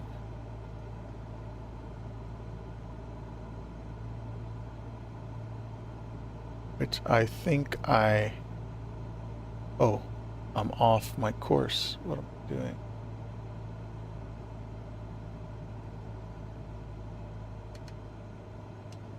Oh, there it is. I can see it ahead. It takes practice. I don't think you're going to suck, honestly. It's just practice, and I think once you're... 5 miles, altitude 1,800. Stay on course by keeping the CDI centered. 5 miles, altitude 1,800 feet.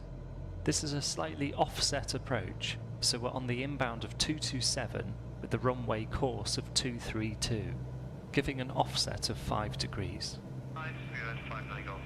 Golf Alpha Charlie clear to land, runway 23 right, wind 270 at 5. Okay.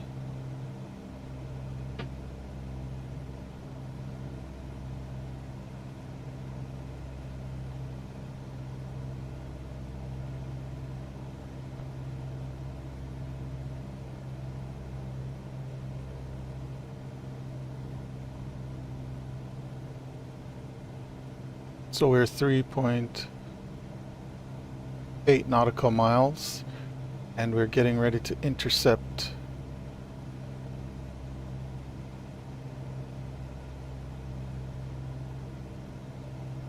So we're a little bit...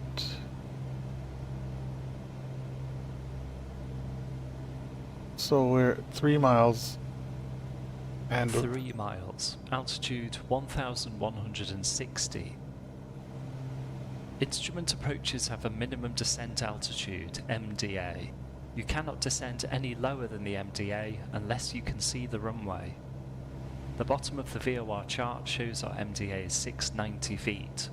If you're not visual before 690 feet altitude, you must perform a missed approach.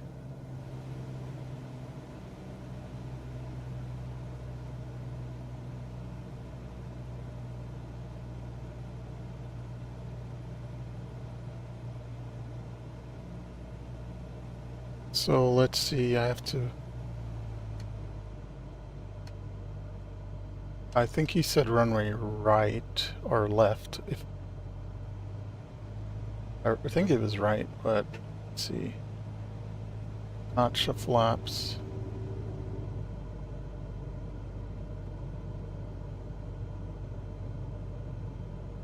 Did I miss it?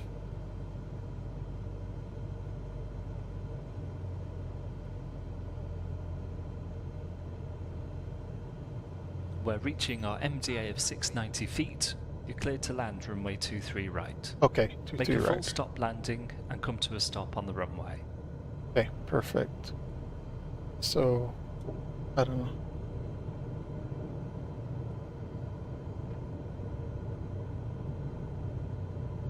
Alright, 65.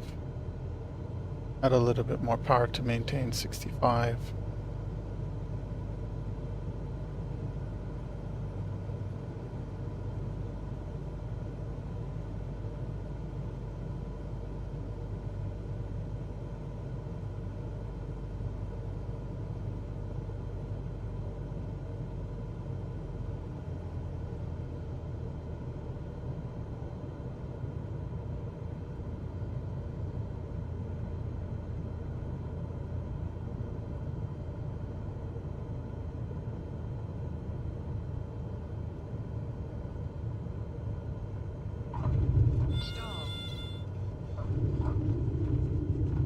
That was rough. Sorry, that was my bad. I pulled back up. All right.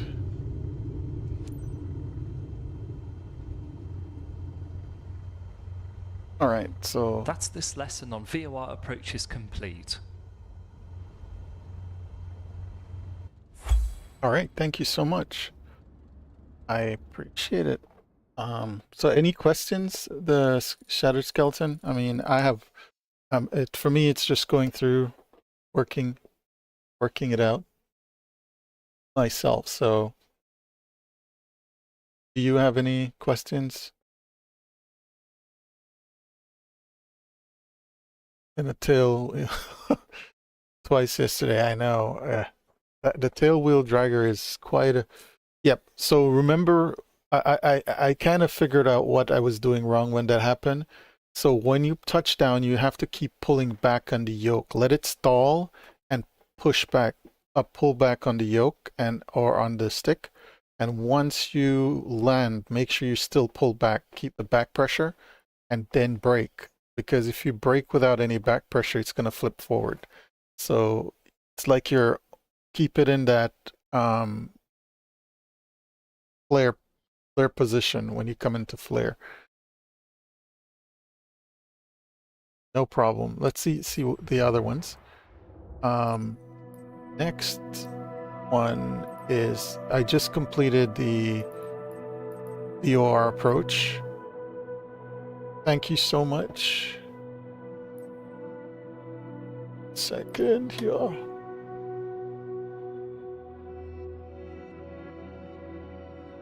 Thank you so much for following the Shattered Skeleton. I appreciate it. So we could look at the NDME and NDB approach and see how it works. Thank you guys. I really appreciate your support.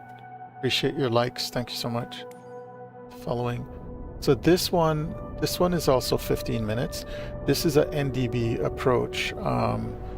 Advance from VOR approaches to the less precise NDB approach.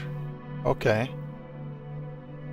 Where you must come in to land as the daylight returns with only basic ADF equipment approach. Thank you very much, just Devi. Thank you for joining. I really appreciate it. All right, so we're going to do this NDB approach and see how I can attain it. So let's check it out.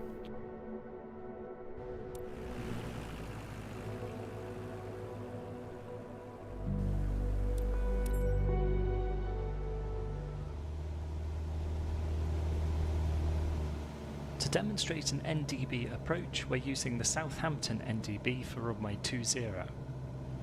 Looking at the chart, there are two outbound legs. Small Cessnas like this belong in category A, so our outbound leg will be 039. NDB, I need to check on that one. We're tracking to the Southampton NDB now, approaching from the north. To display the DME distance, at the bottom of your PFD, click PFD, then DME. The DME will then be shown to the top left of the HSI.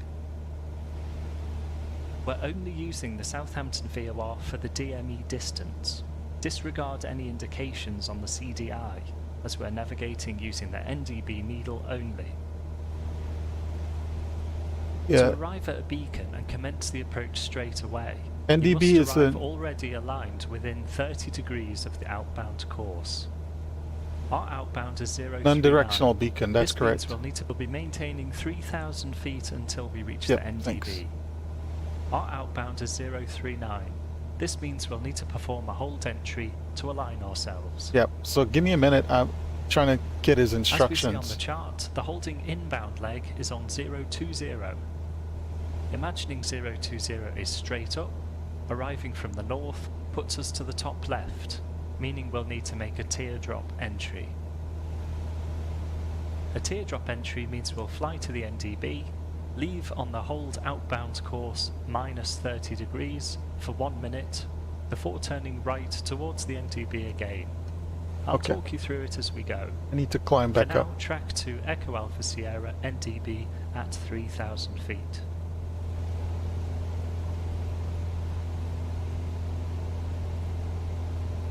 I might have missed some of what he said. So I just have to climb back to 3,000 feet before I get and hear what he says. So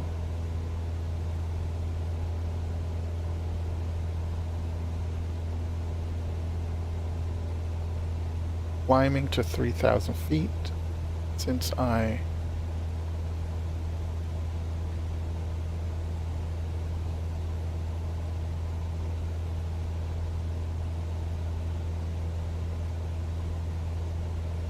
Thank you so much, Just Davi. I appreciate it. Appreciate the subscription. Okay, we're approaching 3,000 feet. And I'm gonna...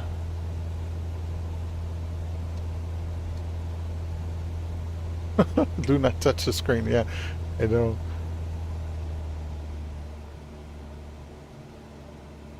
All right.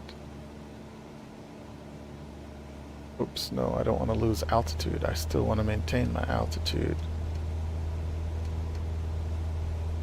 Okay, we're arriving at Southampton NDB. The holding outbound course is 200.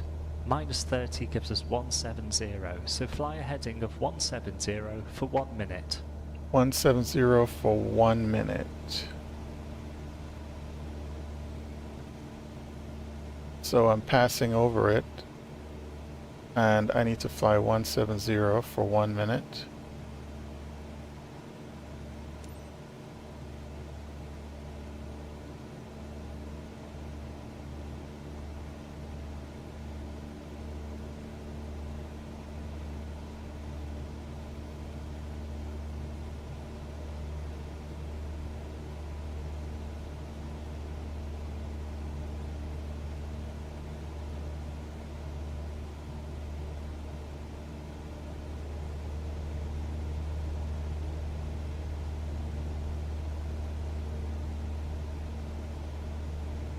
Yeah, it depends on the type of equipment you're using. When you're navigating, there's VOR, then the NDB, then there's also GPS. So there are different way of navigating or intercepting an approach. So these are what they're walking us through right now and how to use them. That's 1 minute elapsed to make a right-hand turn to Southampton NDB.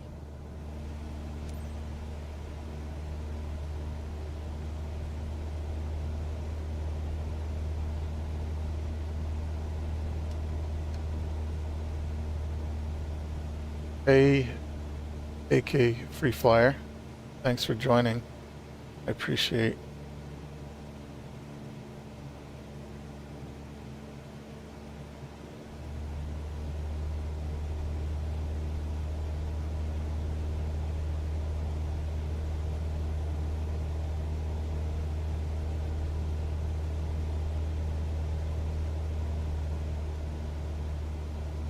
So I'm 13 nautical miles out.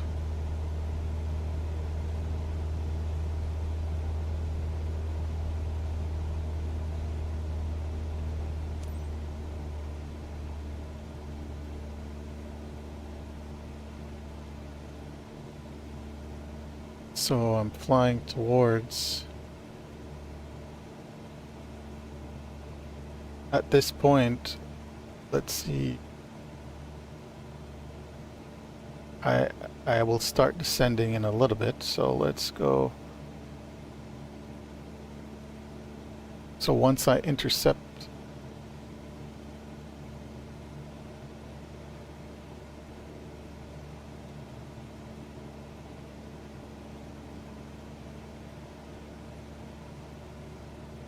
I don't know if I should intercept it.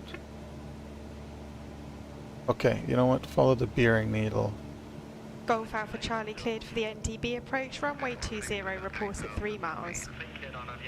And now we're back at Southampton NDB, leave on a course of 039. At the NDB you can begin a slow descent to altitude 1,800 feet. 039.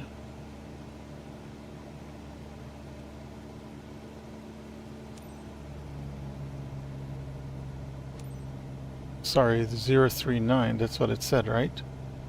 So Make sure to track accurately a track of 039. Okay, let's do that. It's at night, so definitely I will mess up if I don't track, so let's keep going. Continue on the approach outbound course of 039 until the DME reads 7.2. Then make a left turn to intercept 206 inbound.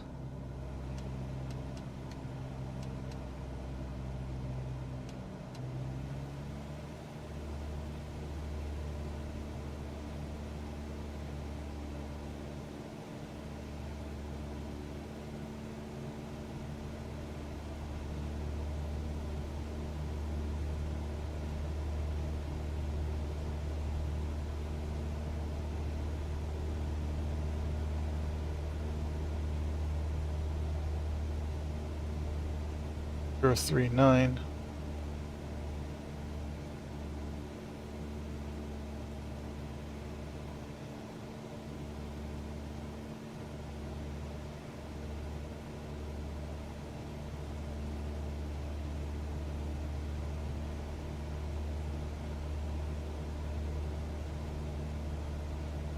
Let's change the course to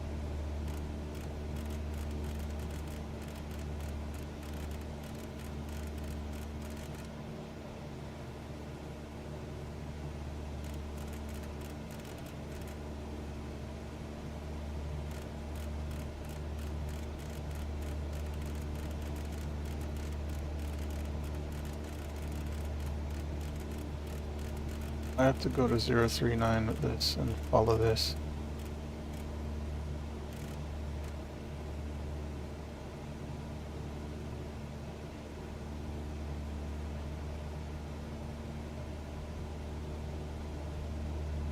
So thank you guys again for being here and your feedback.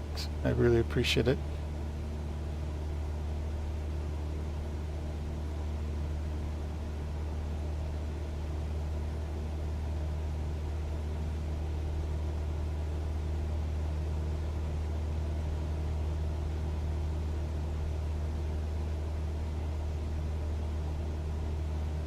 Oh no, I'm too low.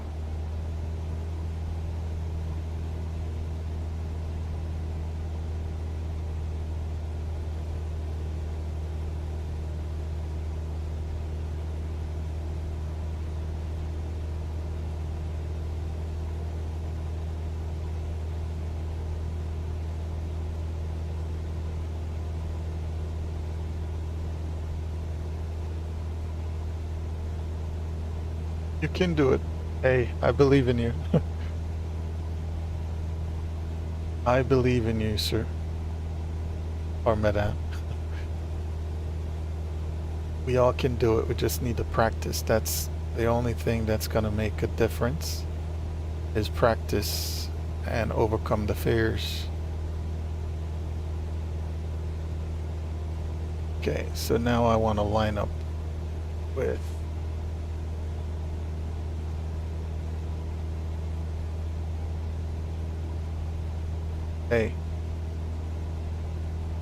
that's exactly the approach. Let it marinate.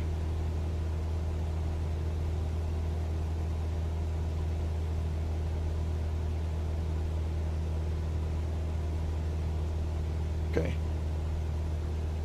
So let's stop climbing for now.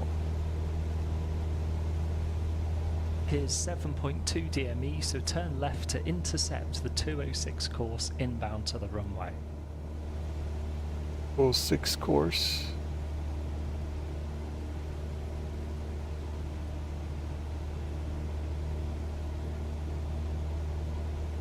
To make our interception, we can push the head to move the NDB needle onto our 206 approach course. As you turn, if the ADF needle is staying to the right of 206, keep your heading to the right of the needle to push it over. If you see the needle left of 206, continue your turn and fly a heading to the left of the needle, pushing it back. Make sure to stay above 1,800 feet until we reach 5.2 DME, which is our final approach fix. Once we reach 5.2, leave 1,800 feet at 3.1 degrees. To work out 3-degree descent, remember ground speed times 5. So flying at 100 knots, Descend at a VS of 500 feet per minute, plus a small amount to make up for the 0.1. Okay. So let's...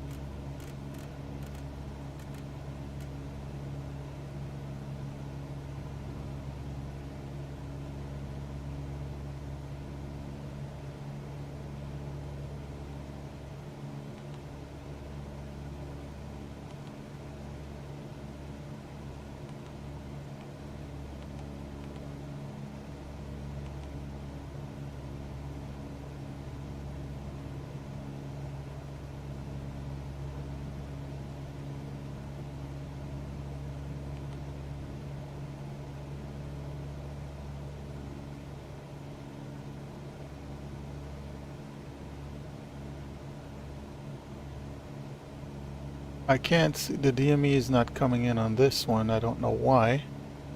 So I am a little bit...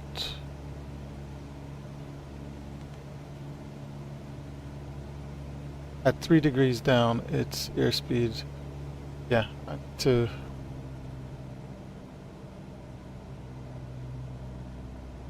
I'm just following this for a minute just to see. Okay, I think my nav is... okay, let's just get off here. And...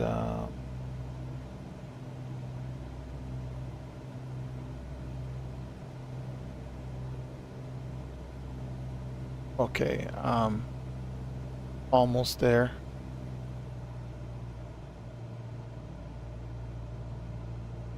Gonna line up in a little bit. I see the airport to my left.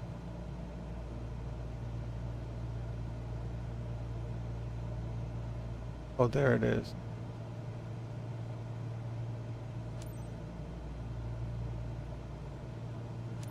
Here we are at 5.2 DME, so begin your descent now.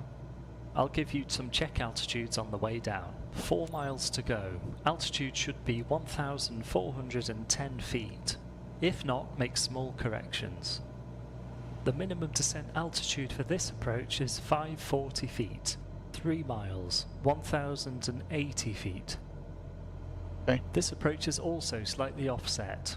The runway course is 200. Golf Alpha Charlie cleared to land, runway 20, wind 260 at 6. I'm trying to put my first notch of flaps, but I have to get into the white arc. There it is. Okay, yeah, this is less accurate. So, alright, perfect.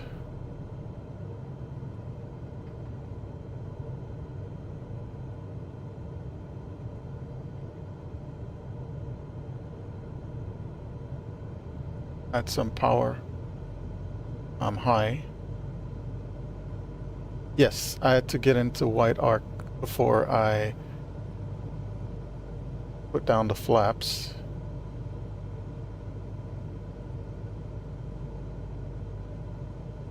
Okay, that's true.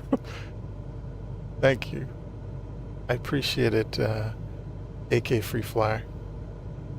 Okay, so let's do my 30 degrees, and then I can pitch to 65. We approach MDA at 540. We are visual. You're cleared to land for a full stop landing on runway 20.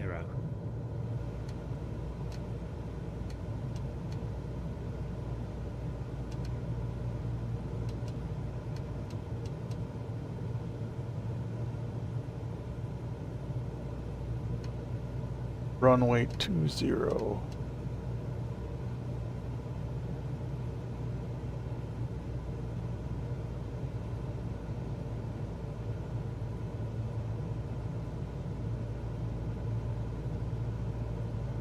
The slight wind to the going to the right.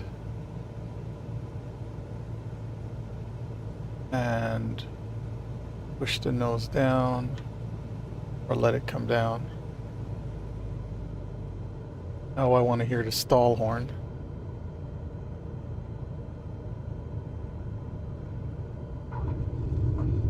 Okay, that wasn't bad.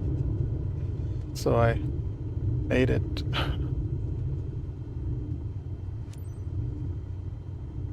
So let's hear. I would normally exit the runway. So now we've taken a look at VOR and NDB approaches. Okay, thank you so much. Yes, the white arc is. Are you asking what the white arc is for the flaps? Once the speed, there's a range of speed below. For example, in the Cessna, I think it's below 85. Where you. Thank you so much, AK Free Flyer. Once the speed is 85 knots and below, it's considered within the white arc. So you can start, for at least for the Cessna, you can engage the lower the flaps. That's the recommendation. All right, so that was the. So again, yes, for the airspeed, correct. So you're 85 knots and below for the nautical miles per hour. Yep. So we just did the NDB approach, and now it's the ILS, which is, I guess, the most ideal approach, the most accurate. I could be wrong. There may be more accurate ones as technology come through, but at least for what we're doing, I think that might be the most accurate one. If you guys know better, please let me know or correct me if I said anything incorrectly. So I just completed NDB approach, IFR. I'm going to go to the ILS approach right now. And in the overview for this, it reads, most IFR flights terminate with an ILS approach. Learn how to perform this crucial approach. All right. So let's start the flight.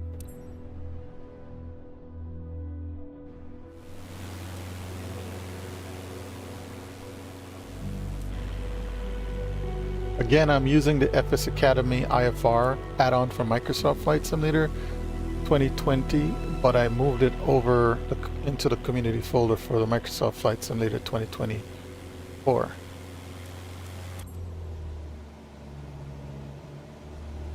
The Instrument Landing System, ILS, is the most common approach at main airports. We're currently intercepting a 031 course to Southampton VOR. 031 will be the procedure outbound leg. Where the VOR and NDB approaches had only lateral guidance. Hey, no problem. I thank ILS you very combines much, the both Shatter lateral and vertical guidance. Skeleton. Thank you so much for your Laterally, time we're and guided feedback. by the localizer, and vertically by the glide slope. Keeping both the localizer and glide slope centered will take us to the runway. The nearer we get, the more sensitive the indications will become.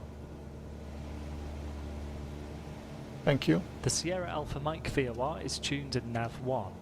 The ILS is tuned in the nav 1 standby. Just before the base turn, we'll press the swap button at the top left of the PFD to swap between the VOR and the ILS, which will auto set the inbound course. Okay. I'll let you know when to do this. Thank you. No worries. Intercept the 031 course to Southampton at 3,000 feet. I think there's some rain coming. I can hear rain.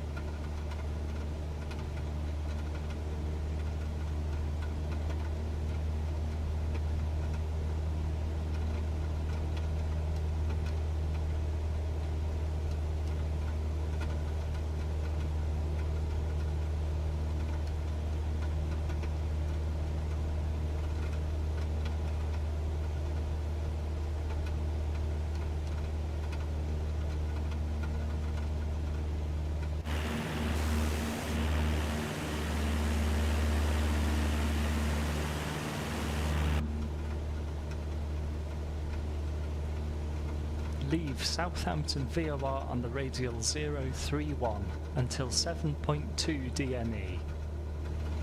Start descending towards 1,800 feet. Remain above 1,800 feet until glide slope interception.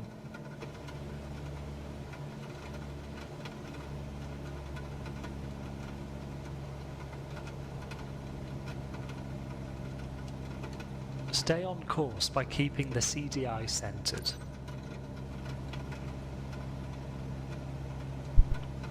Okay, we'll center it.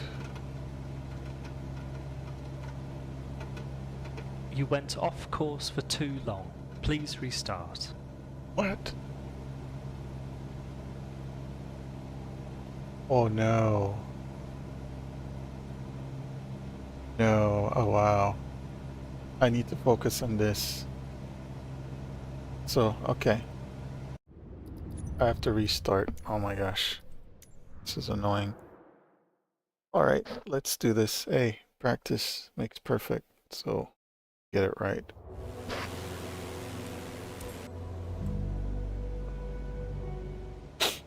The Instrument Landing System, ILS, is the most common approach at main airports.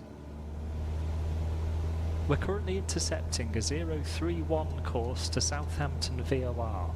031 will be the procedure outbound leg. Where the VOR and NDB approaches had only lateral guidance, an ILS combines both lateral and vertical guidance. Laterally we're guided by the localizer and vertically by the glide slope. Keeping both the localizer and glide slope centered will take us to the runway. The nearer we get, the more sensitive the indications will become. The Sierra Alpha Mike VOR is tuned in nav 1. The ILS is tuned in the nav 1 standby. Just before the base turn, we'll press the swap button at the top left of the PFD to swap between the VOR and the ILS, which will auto set the inbound course. I'll let you know when to do this. Intercept the 031 course to Southampton at 3,000 feet.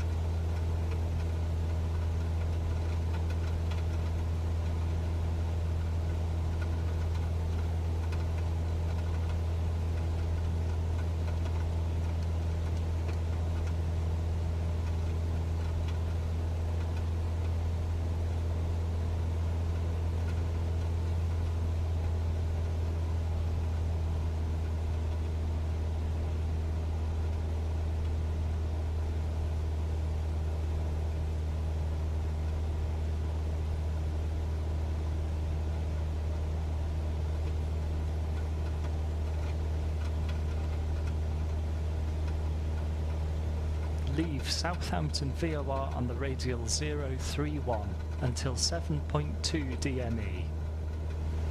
Start descending towards 1,800 feet. Remain above 1,800 feet until glide slope interception.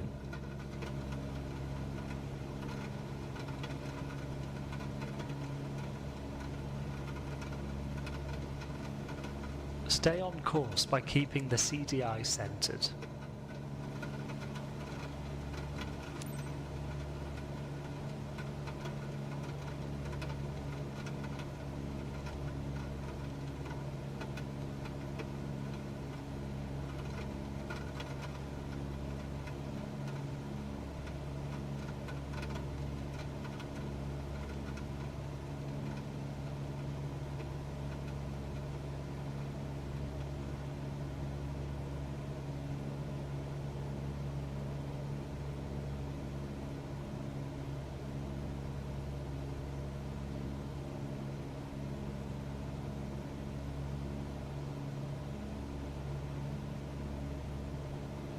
Autopilot off, please.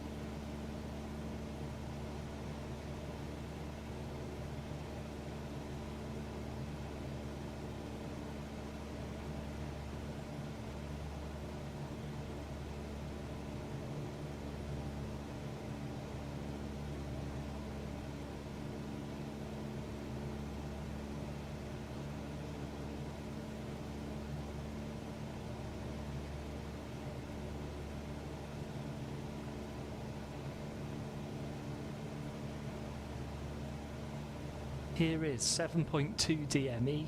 Make a left turn to intercept the localizer.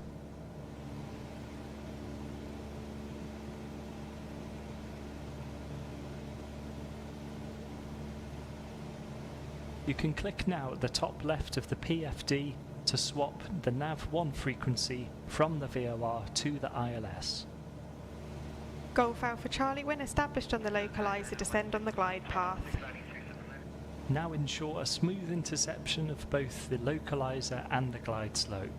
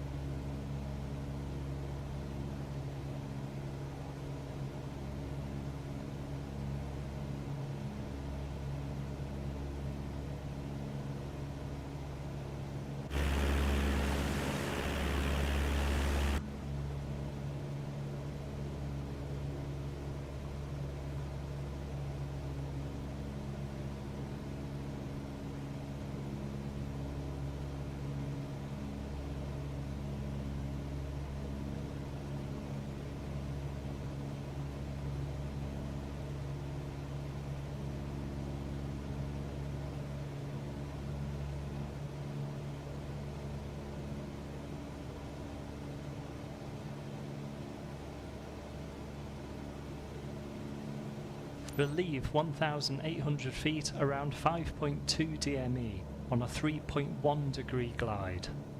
The wind is around 10 knots from the right.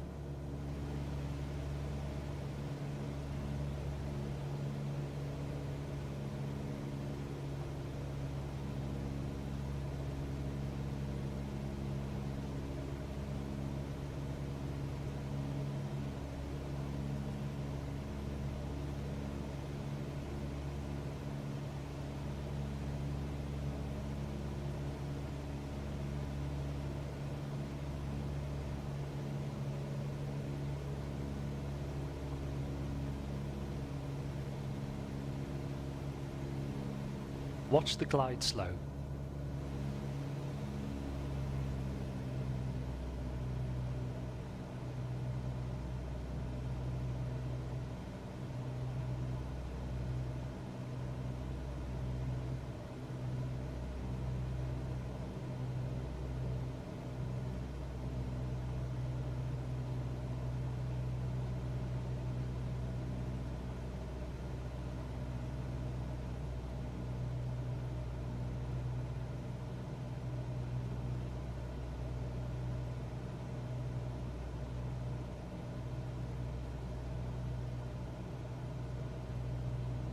It's 4 miles to go. You should be around 1,410 feet on the glide path.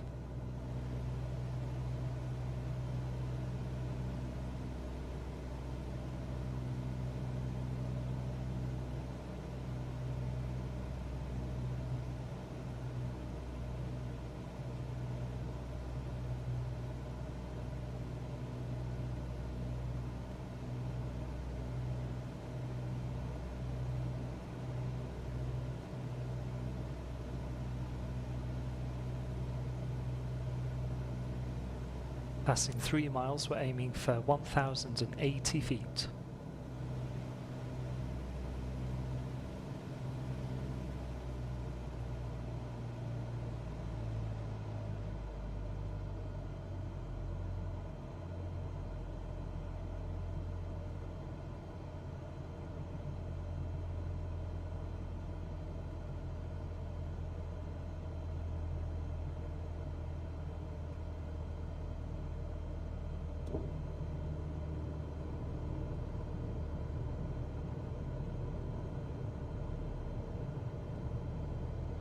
Two miles to go, 750 feet. The decision altitude for the ILS approach is 244 feet. If you're not visual by then, you must perform a missed approach. Golf Alpha Charlie cleared to land, runway 20, wind 270 at 10. 500.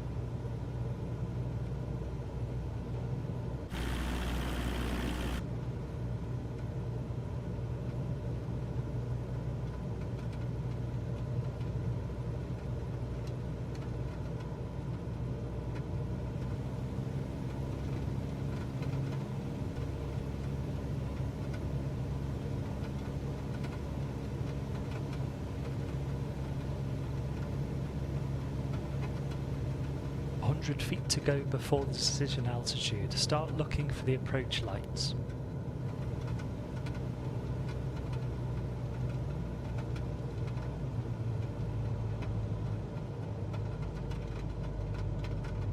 Land on runway 20. Come to a full stop after landing.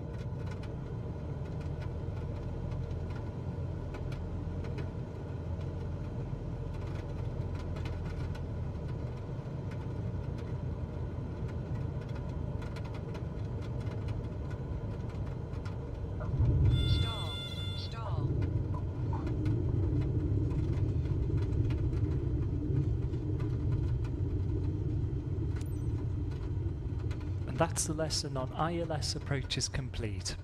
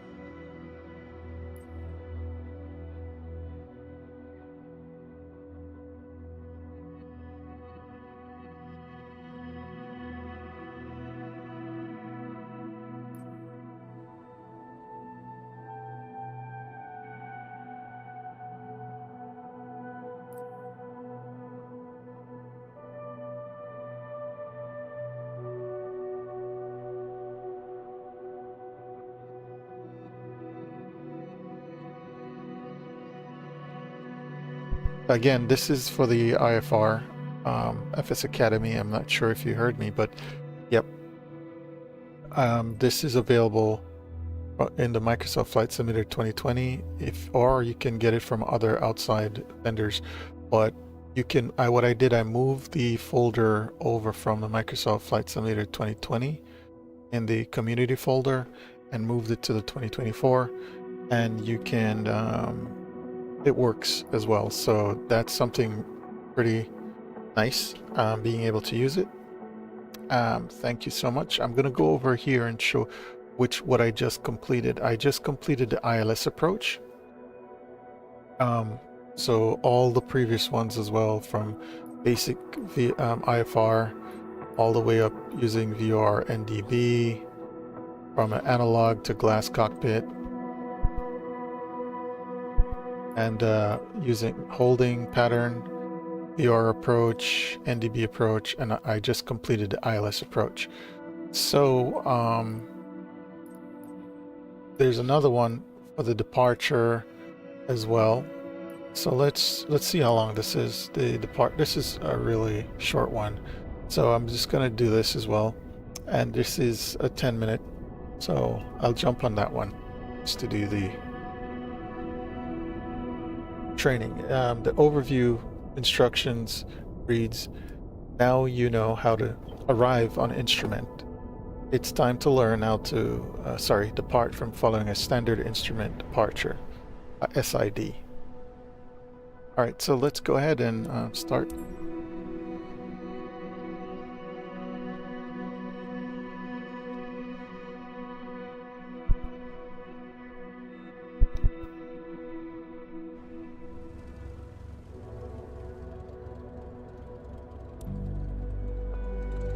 Let's get ready.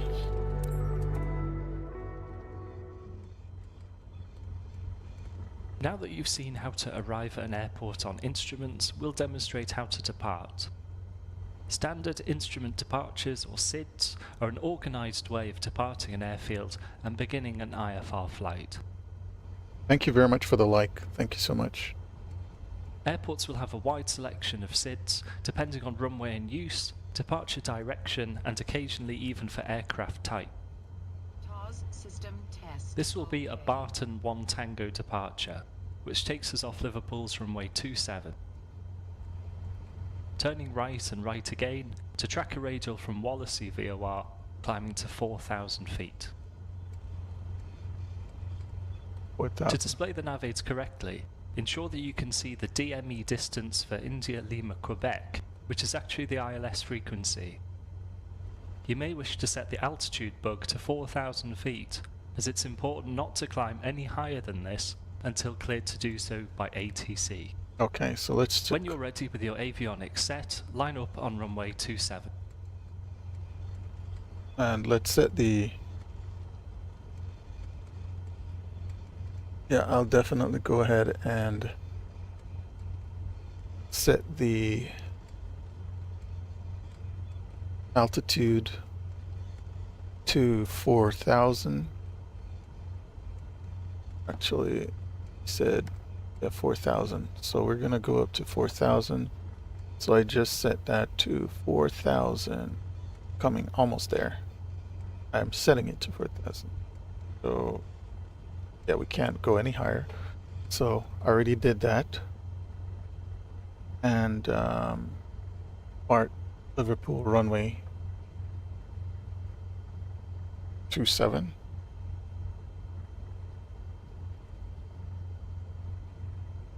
All right. Said I should depart, so I'm assuming we have clearance.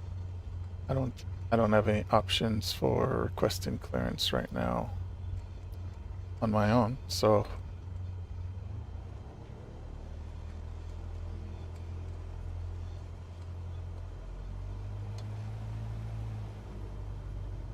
Golf Alpha Charlie cleared for line up and takeoff runway 27, wind 270 at 10.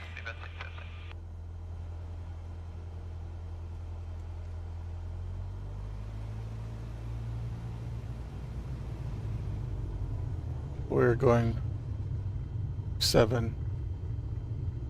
Do I have to back taxi, or let's see.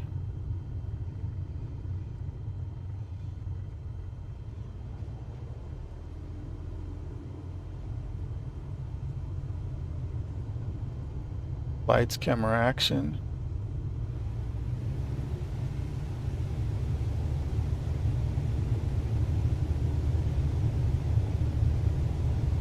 Airspeed's alive. Instruments in the green. 55, rotate.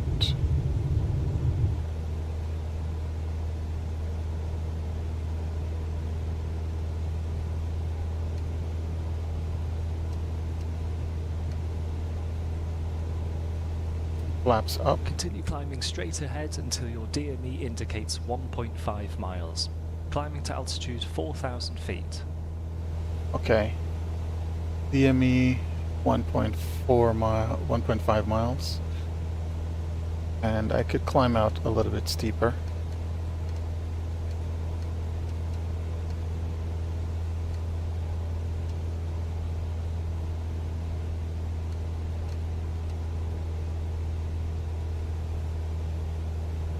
Thank you so much.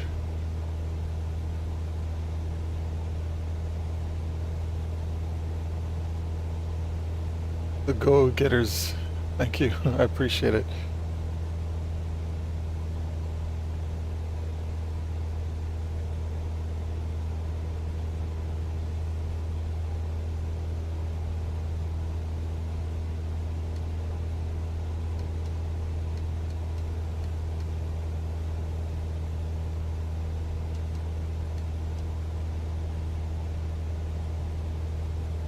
I'm gonna hit the... Here is 1.5 DME, turn right to track 019. There's a westerly wind of around 10 knots, so applying 10 degrees of drift gives us a target rollout heading of 009. Use the G1000's magenta coloured track diamond to help you.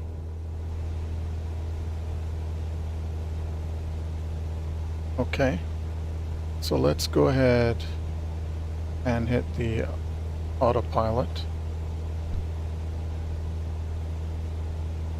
Autopilot off, please. Okay. You told me I could use it, right? I thought you did. Alright, so we're going to intercept the course on the 81 radial.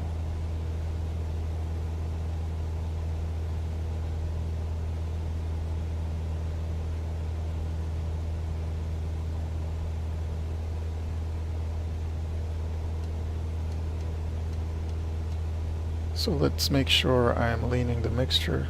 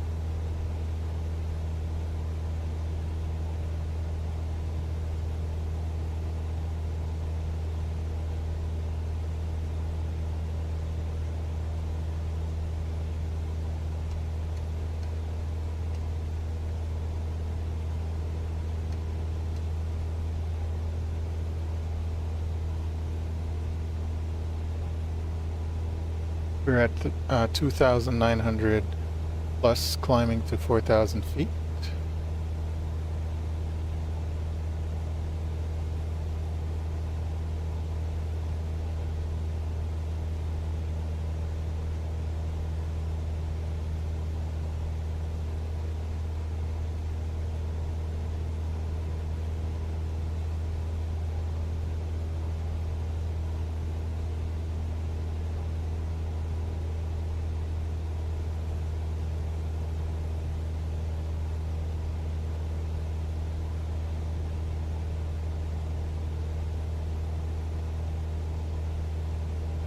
Keep watching the CDI bar, and once it approaches centre, make a right-hand turn to intercept the 081 radial from 𝘓𝘓𝘯𝘓. Okay, Thanks. You look at the departure or the approach plates before flying the lessons. No, I just went with the instructions. There are some instructions that came manual. There's a manual that comes with this, and I guess I did touch over it a little bit, but for this one I was going in sequence. I was going from one to the next, so one lesson to the next. So no, I didn't look at any. I'm following his instructions.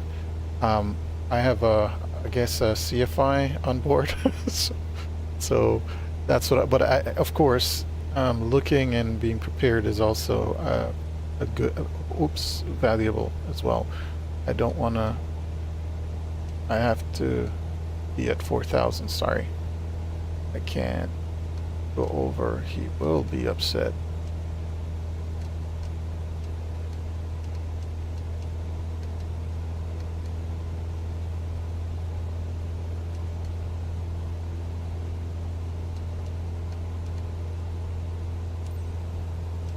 Okay, so I'm intercepting this.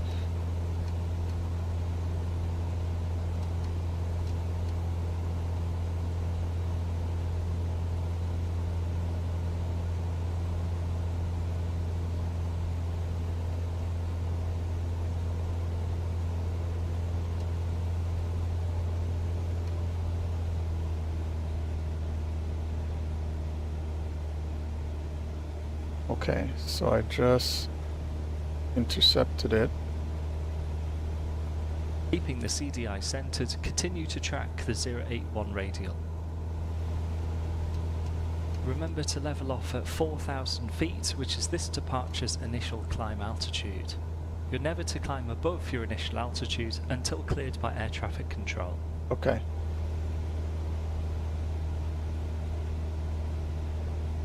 So let's climb a little bit more.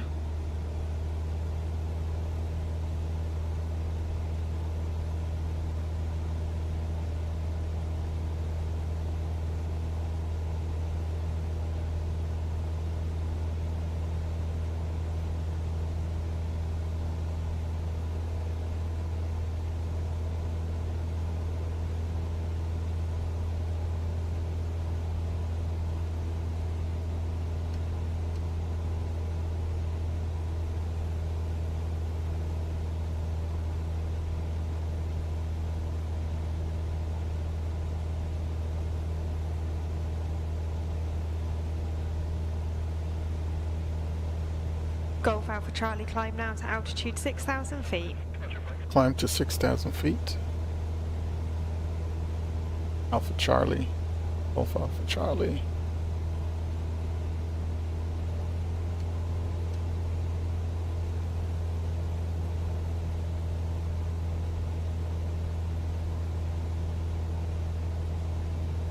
Okay. That's why I wanted to use the autopilot to level me off, but he apparently didn't want me to turn it on. Once I turn it off, he's like, shh, turn off the autopilot. So I'll follow my CFI instructor's wishes.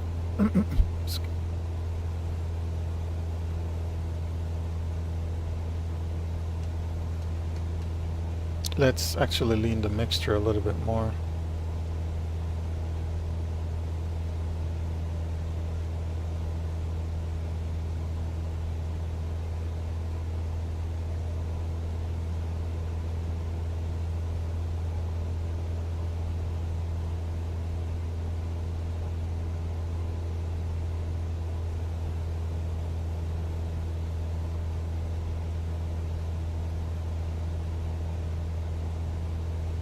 I like to have the plates on the screen to replace as I fly. I'm glad MS put them in the EFB. Very helpful. Thank you. I'll definitely look into that. There's a tablet. It might be...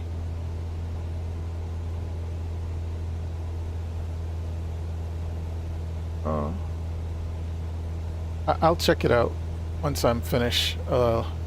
That way I could focus on this. Instructors.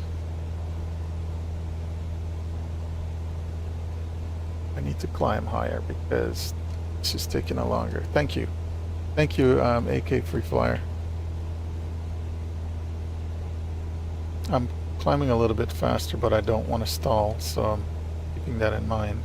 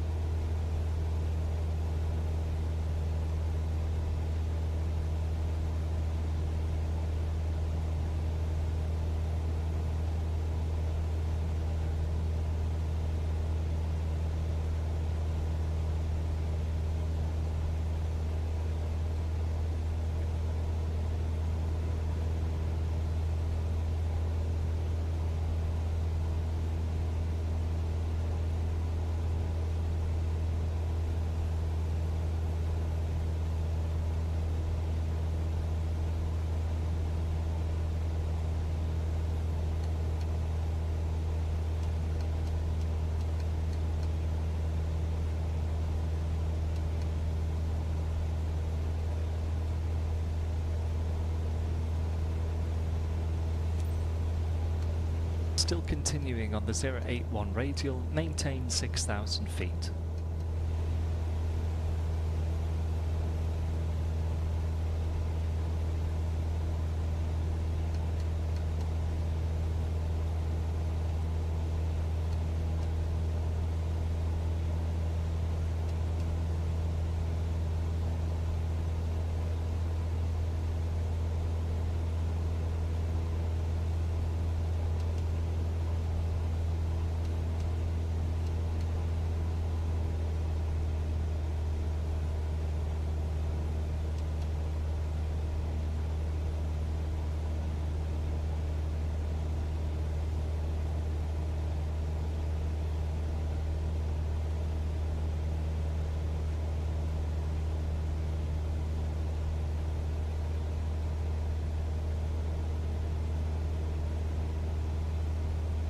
To complete the SID, we would continue on the 081 radial all the way to Barton, but that's the end of this lesson.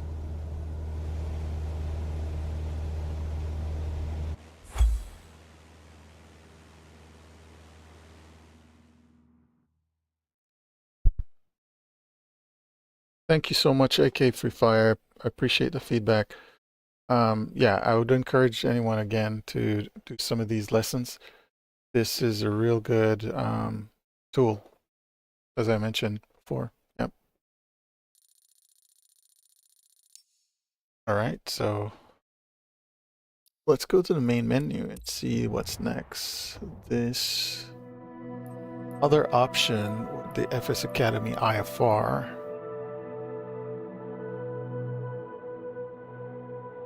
So we did the ILS approach, departure, and route navigation. So this is also pretty good.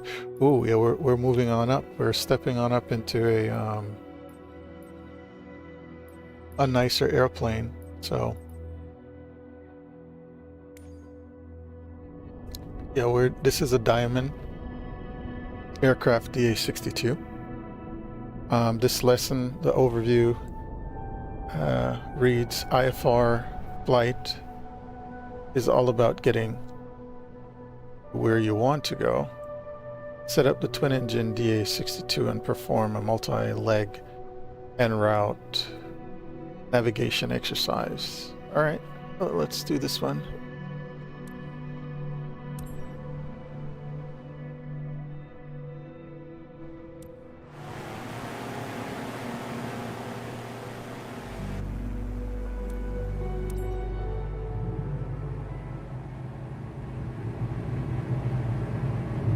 The fundamentals of flying IFR is getting you where you need to go. Let's look at how to track between VOR and NDB beacons to form a route. Pre-flight planning will have produced a nav log, which is a top-to-bottom list of each waypoint of your route, the frequencies of the nav aids used, the planned altitudes, and the track to fly between them. We've moved you up. I'd like you to maintain 6,000 feet for this whole flight. We've moved you up to the powerful twin-engine DA62. The aircraft is more complex and faster, but as you will see, your techniques learned so far remain the same. Today's navlog is in the ground school manual, and I'll also help you at each turning point. We'll begin by tracking direct towards Seaford VOR at 6,000 feet on a course of 245. We've chosen an even altitude to fly as we're tracking west. If flying east, we would fly at an odd number, such as 7,000 feet.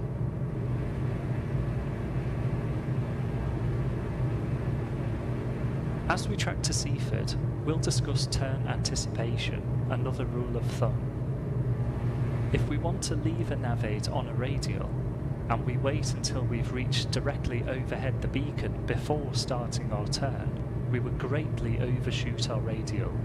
This overshoot gets larger with speed. A good estimate of when to begin your turn is to use 1% of your ground speed as a DME distance. You can see at the top of the nav display our ground speed of around 180 knots. So we'll take 1.8 as our turn anticipation distance.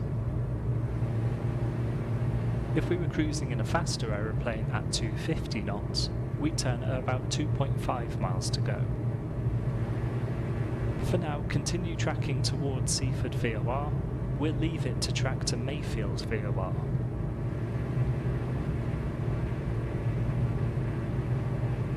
Keep tracking towards Seaford VOR. Okay.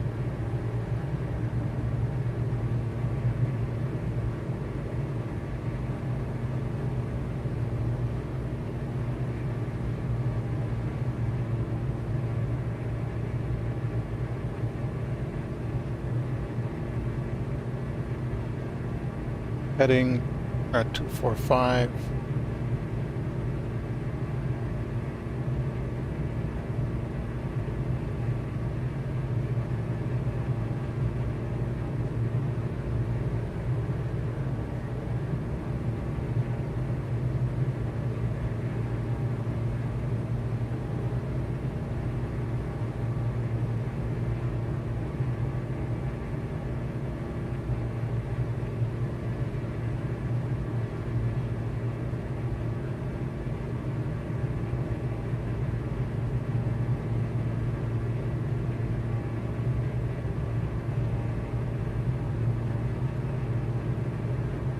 Alright, keep tracking.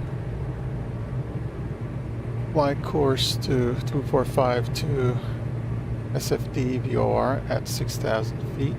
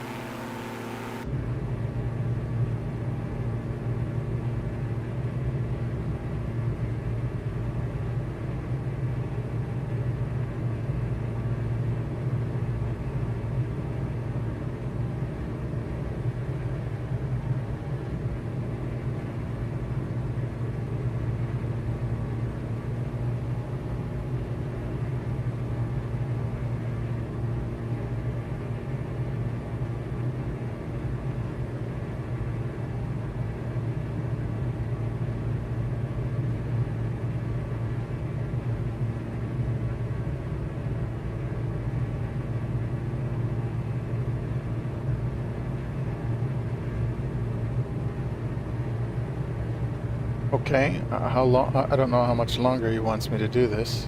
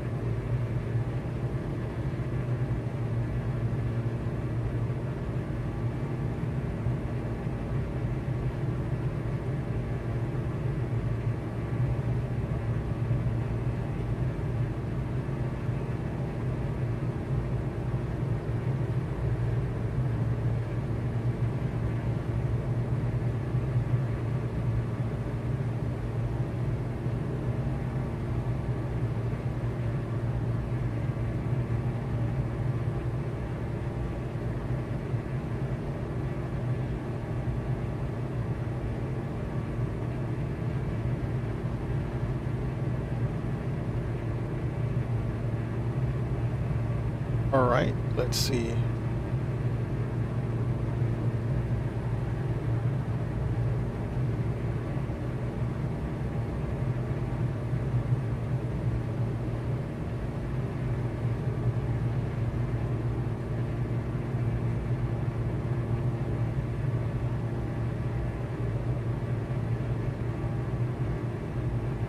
We're getting near to Seaford VOR. We're going to leave on a track of 360, which takes us towards Mayfield VOR. Set your CDI to a course of 360 and continue towards Seaford using your bearing needle.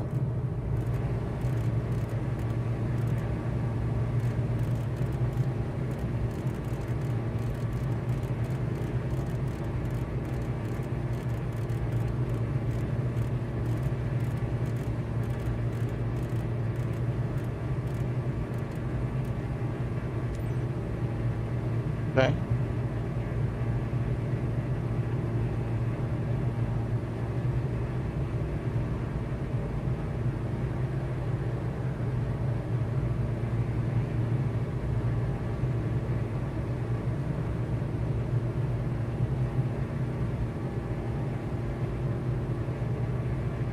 Keep tracking towards Seaford VOR.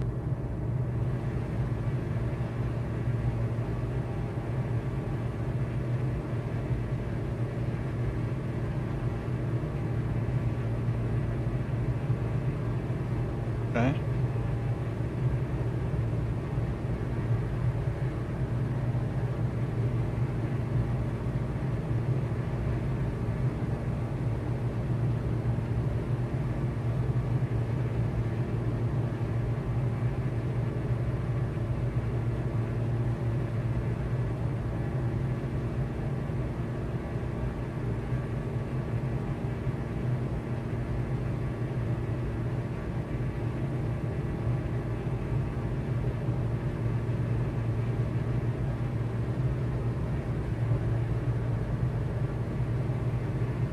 I'd like you to maintain 6,000 feet for this whole flight.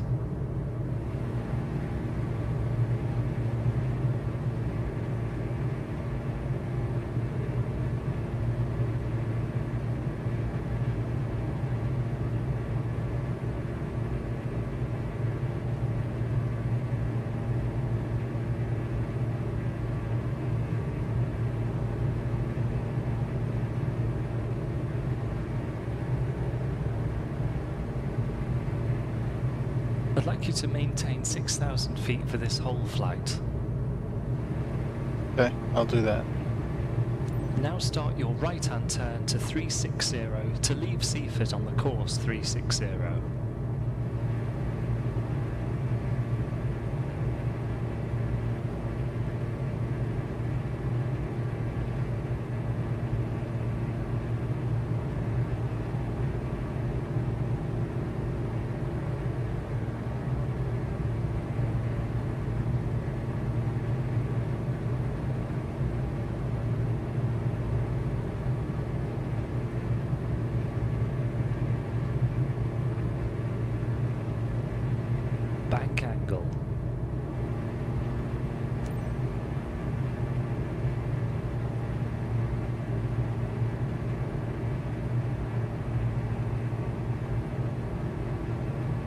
Yeah, that But was... we're now tracking 360 from Seaford VOR.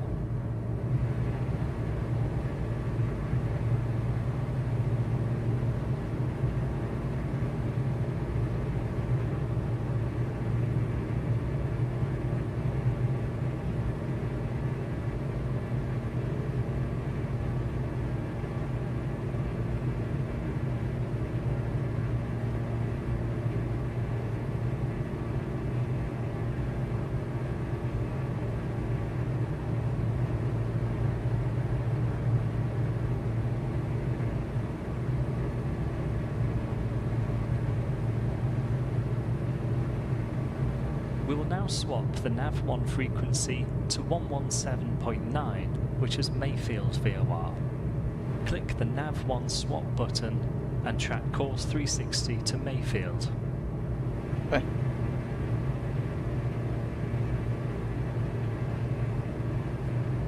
Stay on course by keeping the CDI centered. I'd like you to maintain 6,000 feet for this whole flight. Okay. Correct.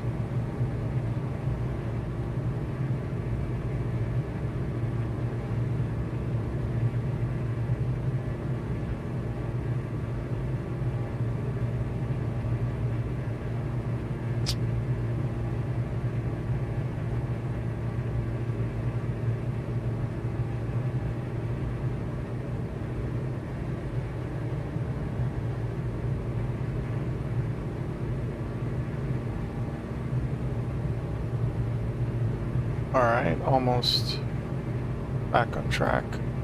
Trying to center the CDI.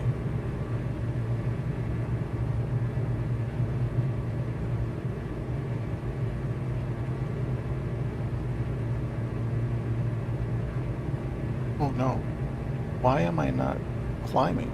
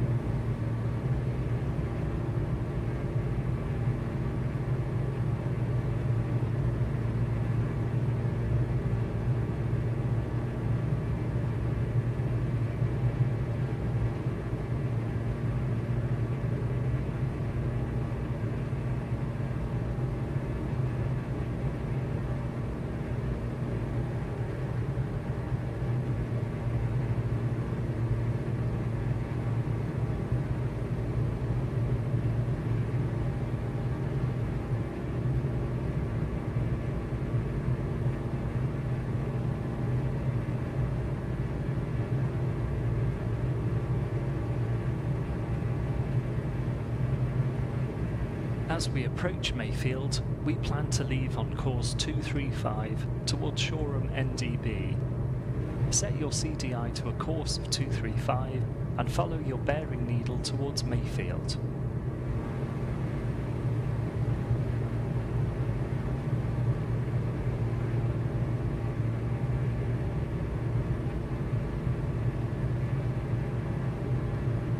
Alright, let's do that. 235. Let's set it to...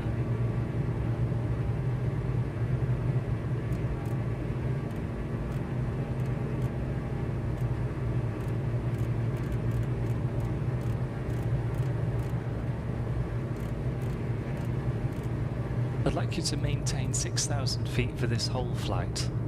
Okay.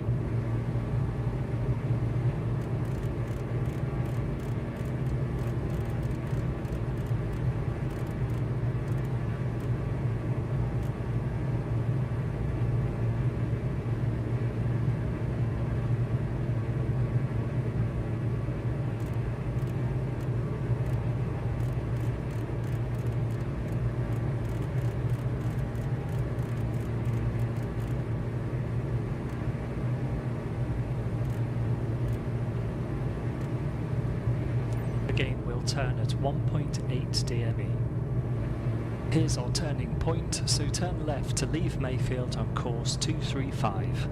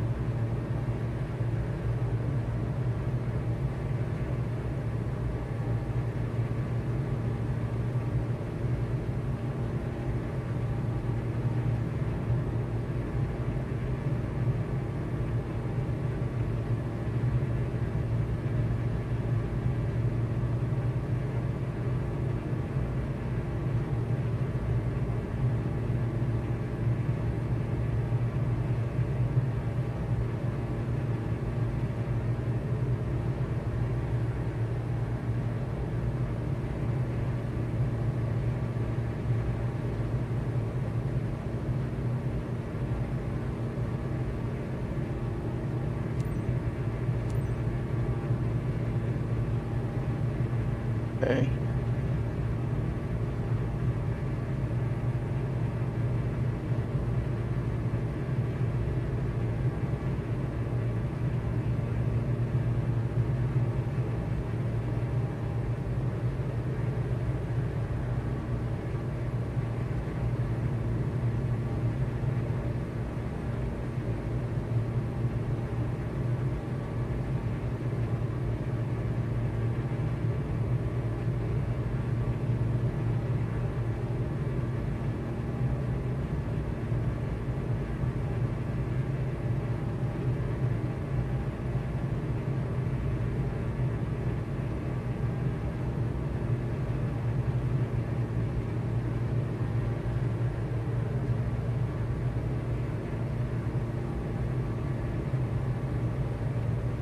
Good, we're now established on 235 from Mayfield VOR.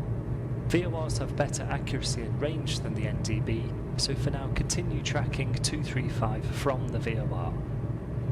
Okay. We'll do that.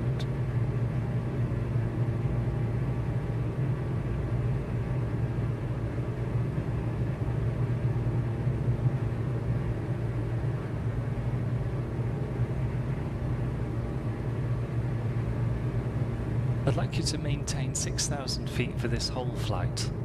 Okay. I keep falling below. I wish I could use the autopilot to just set that, then this would make it so much easier. But of course, you have to learn to manually do this as well. But, what can I say?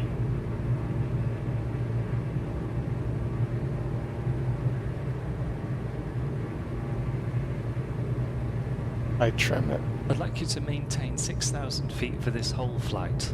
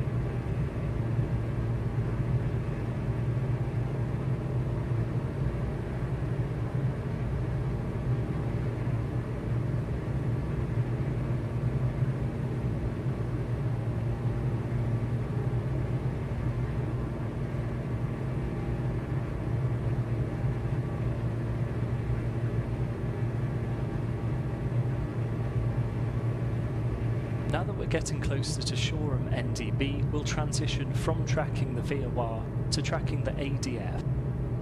Okay. Shoreham's at around Mayfield DME 19, so there's still a little distance to go. Okay.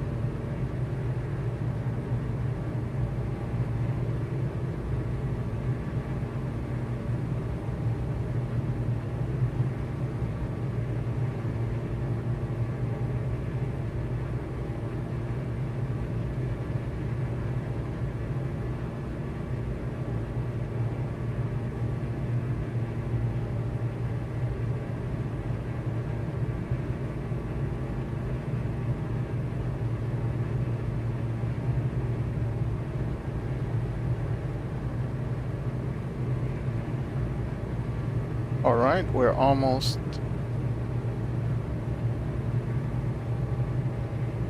Oh, I guess I'll wait his instructions. I won't do any anticipation.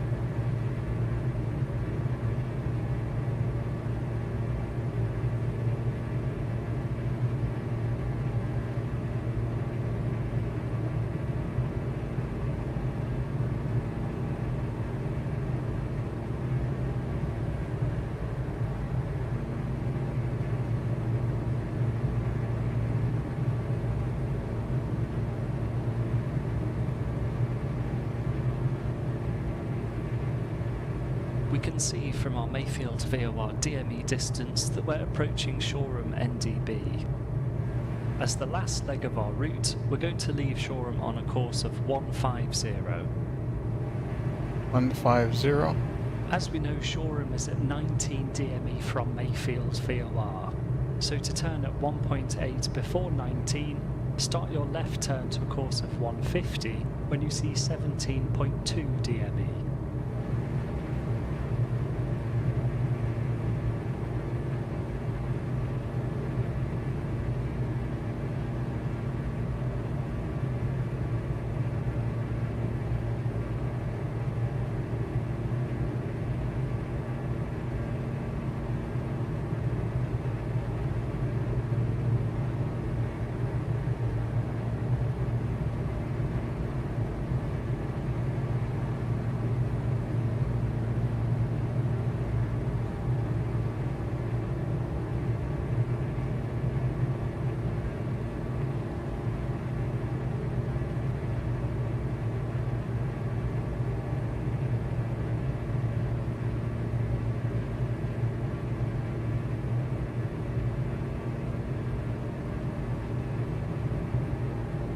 We're also going to anticipate this turn, so turn now to leave Shoreham on a course of 150. 150.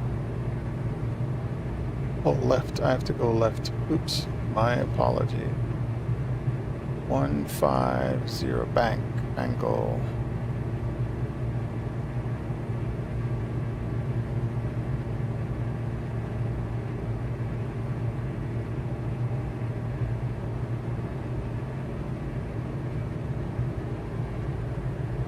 I'd like you to maintain 6,000 feet for this whole flight.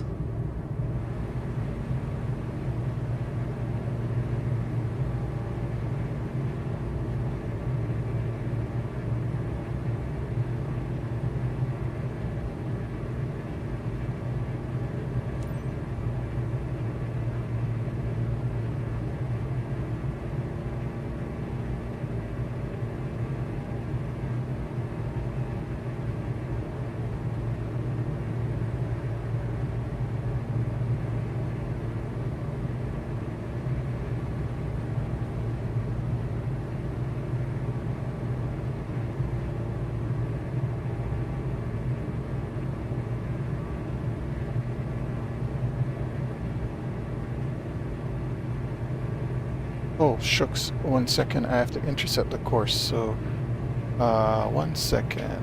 Let's do this real quickly. Intercept the course as well. 150.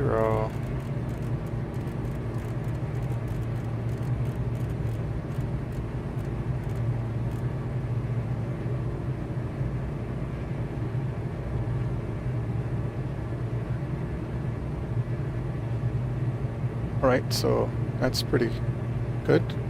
So I am using the FS, just so for anyone who is not aware, I'm using the FS Academy IFR package or add-on for Microsoft Flight Simulator 2020, and I actually moved it over into the community folder for 2024 version of Microsoft Flight Simulator.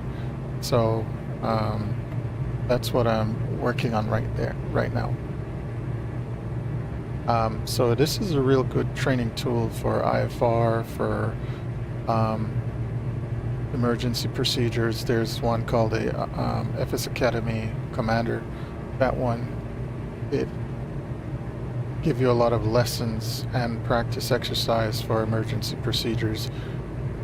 This IFR package goes through IFR tutorial and training, so that's what I'm using right now.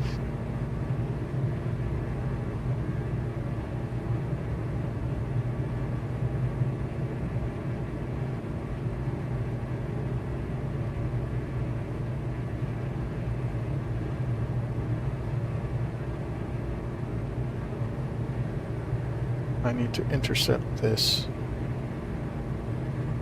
radial.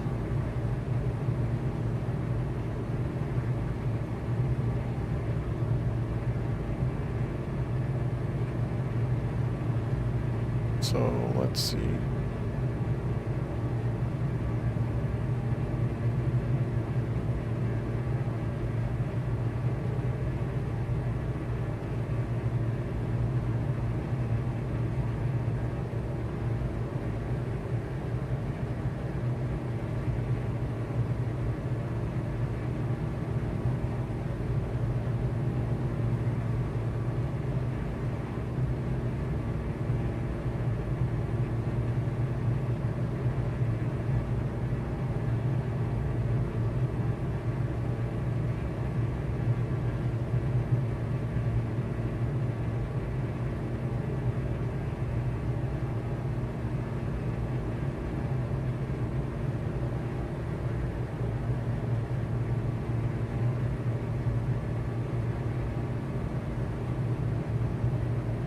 Alright, no more instructions, so I don't know why it's taking so long.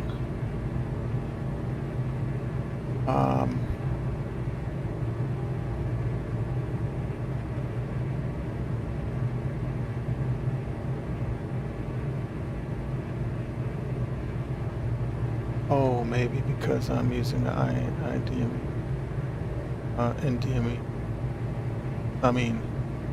NDB. I think I messed up. I might have messed this up really badly on the last. Wow.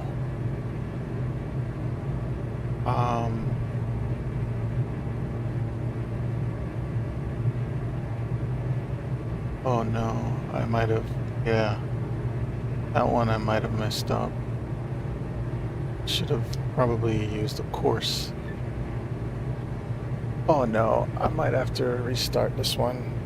It's, yeah, intercept the course. That's what I should have.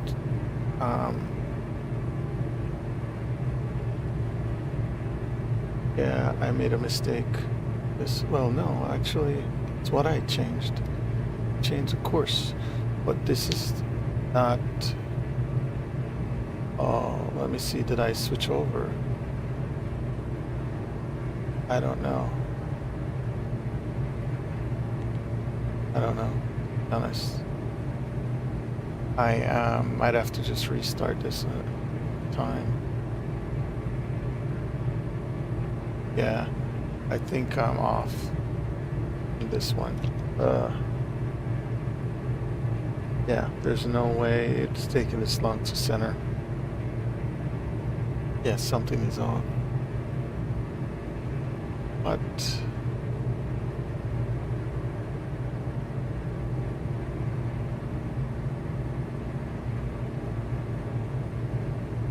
yeah, I'm not getting any.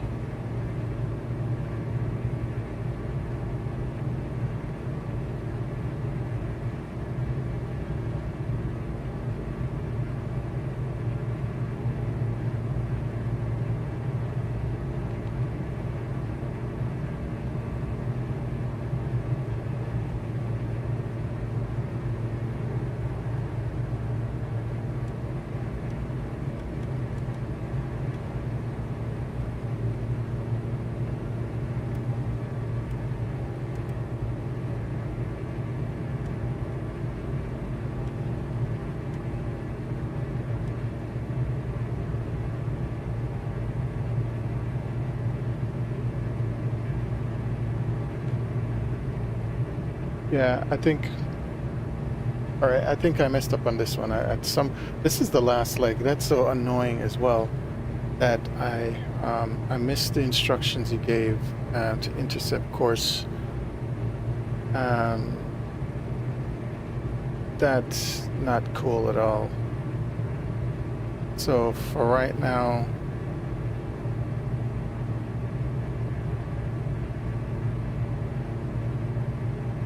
I'd like you to maintain 6,000 feet for this whole flight. well, you could have also repeated your instructions. You've been repeating that all the time. You see me going off course, you can say something. That's some of the things I hate with this.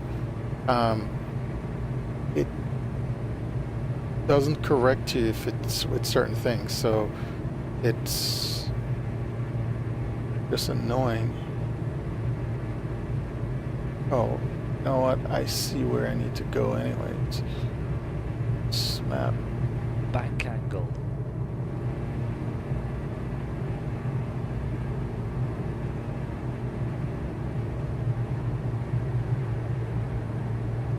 I'd like you to maintain 6,000 feet for this whole flight.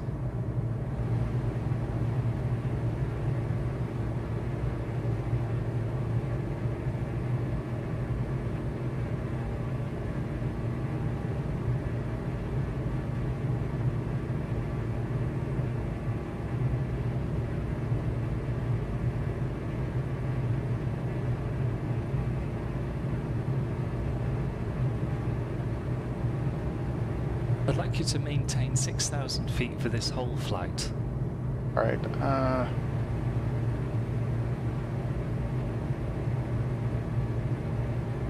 Okay, I know I'm by the airport. I'm right over the airport.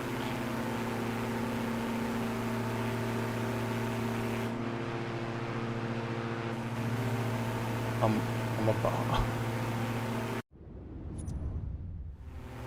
All right.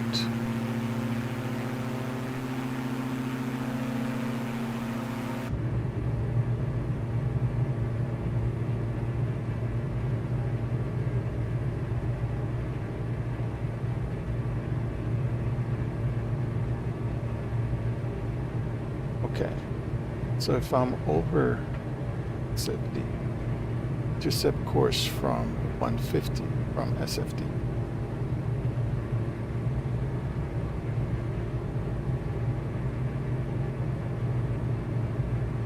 Bank angle. Bank angle.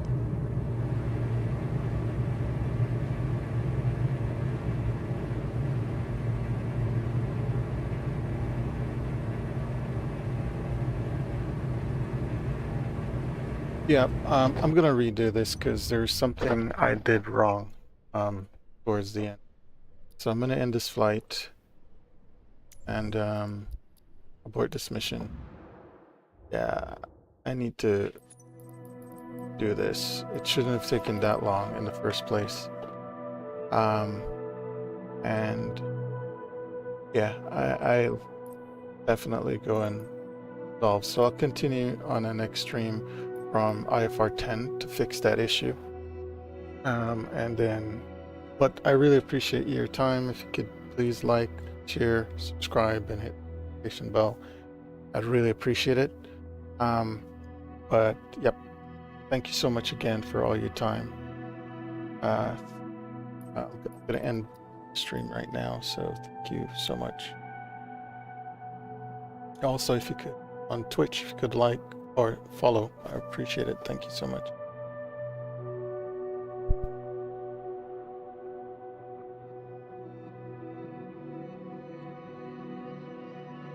Thank you so much, AK Free Fly. I wasn't sure if you were there, but I really appreciate it. I think I messed up in one of the steps, on the last step. That yeah, so I have to go ahead and resolve that in the stream. But thanks again for all your time, everyone. Appreciate it.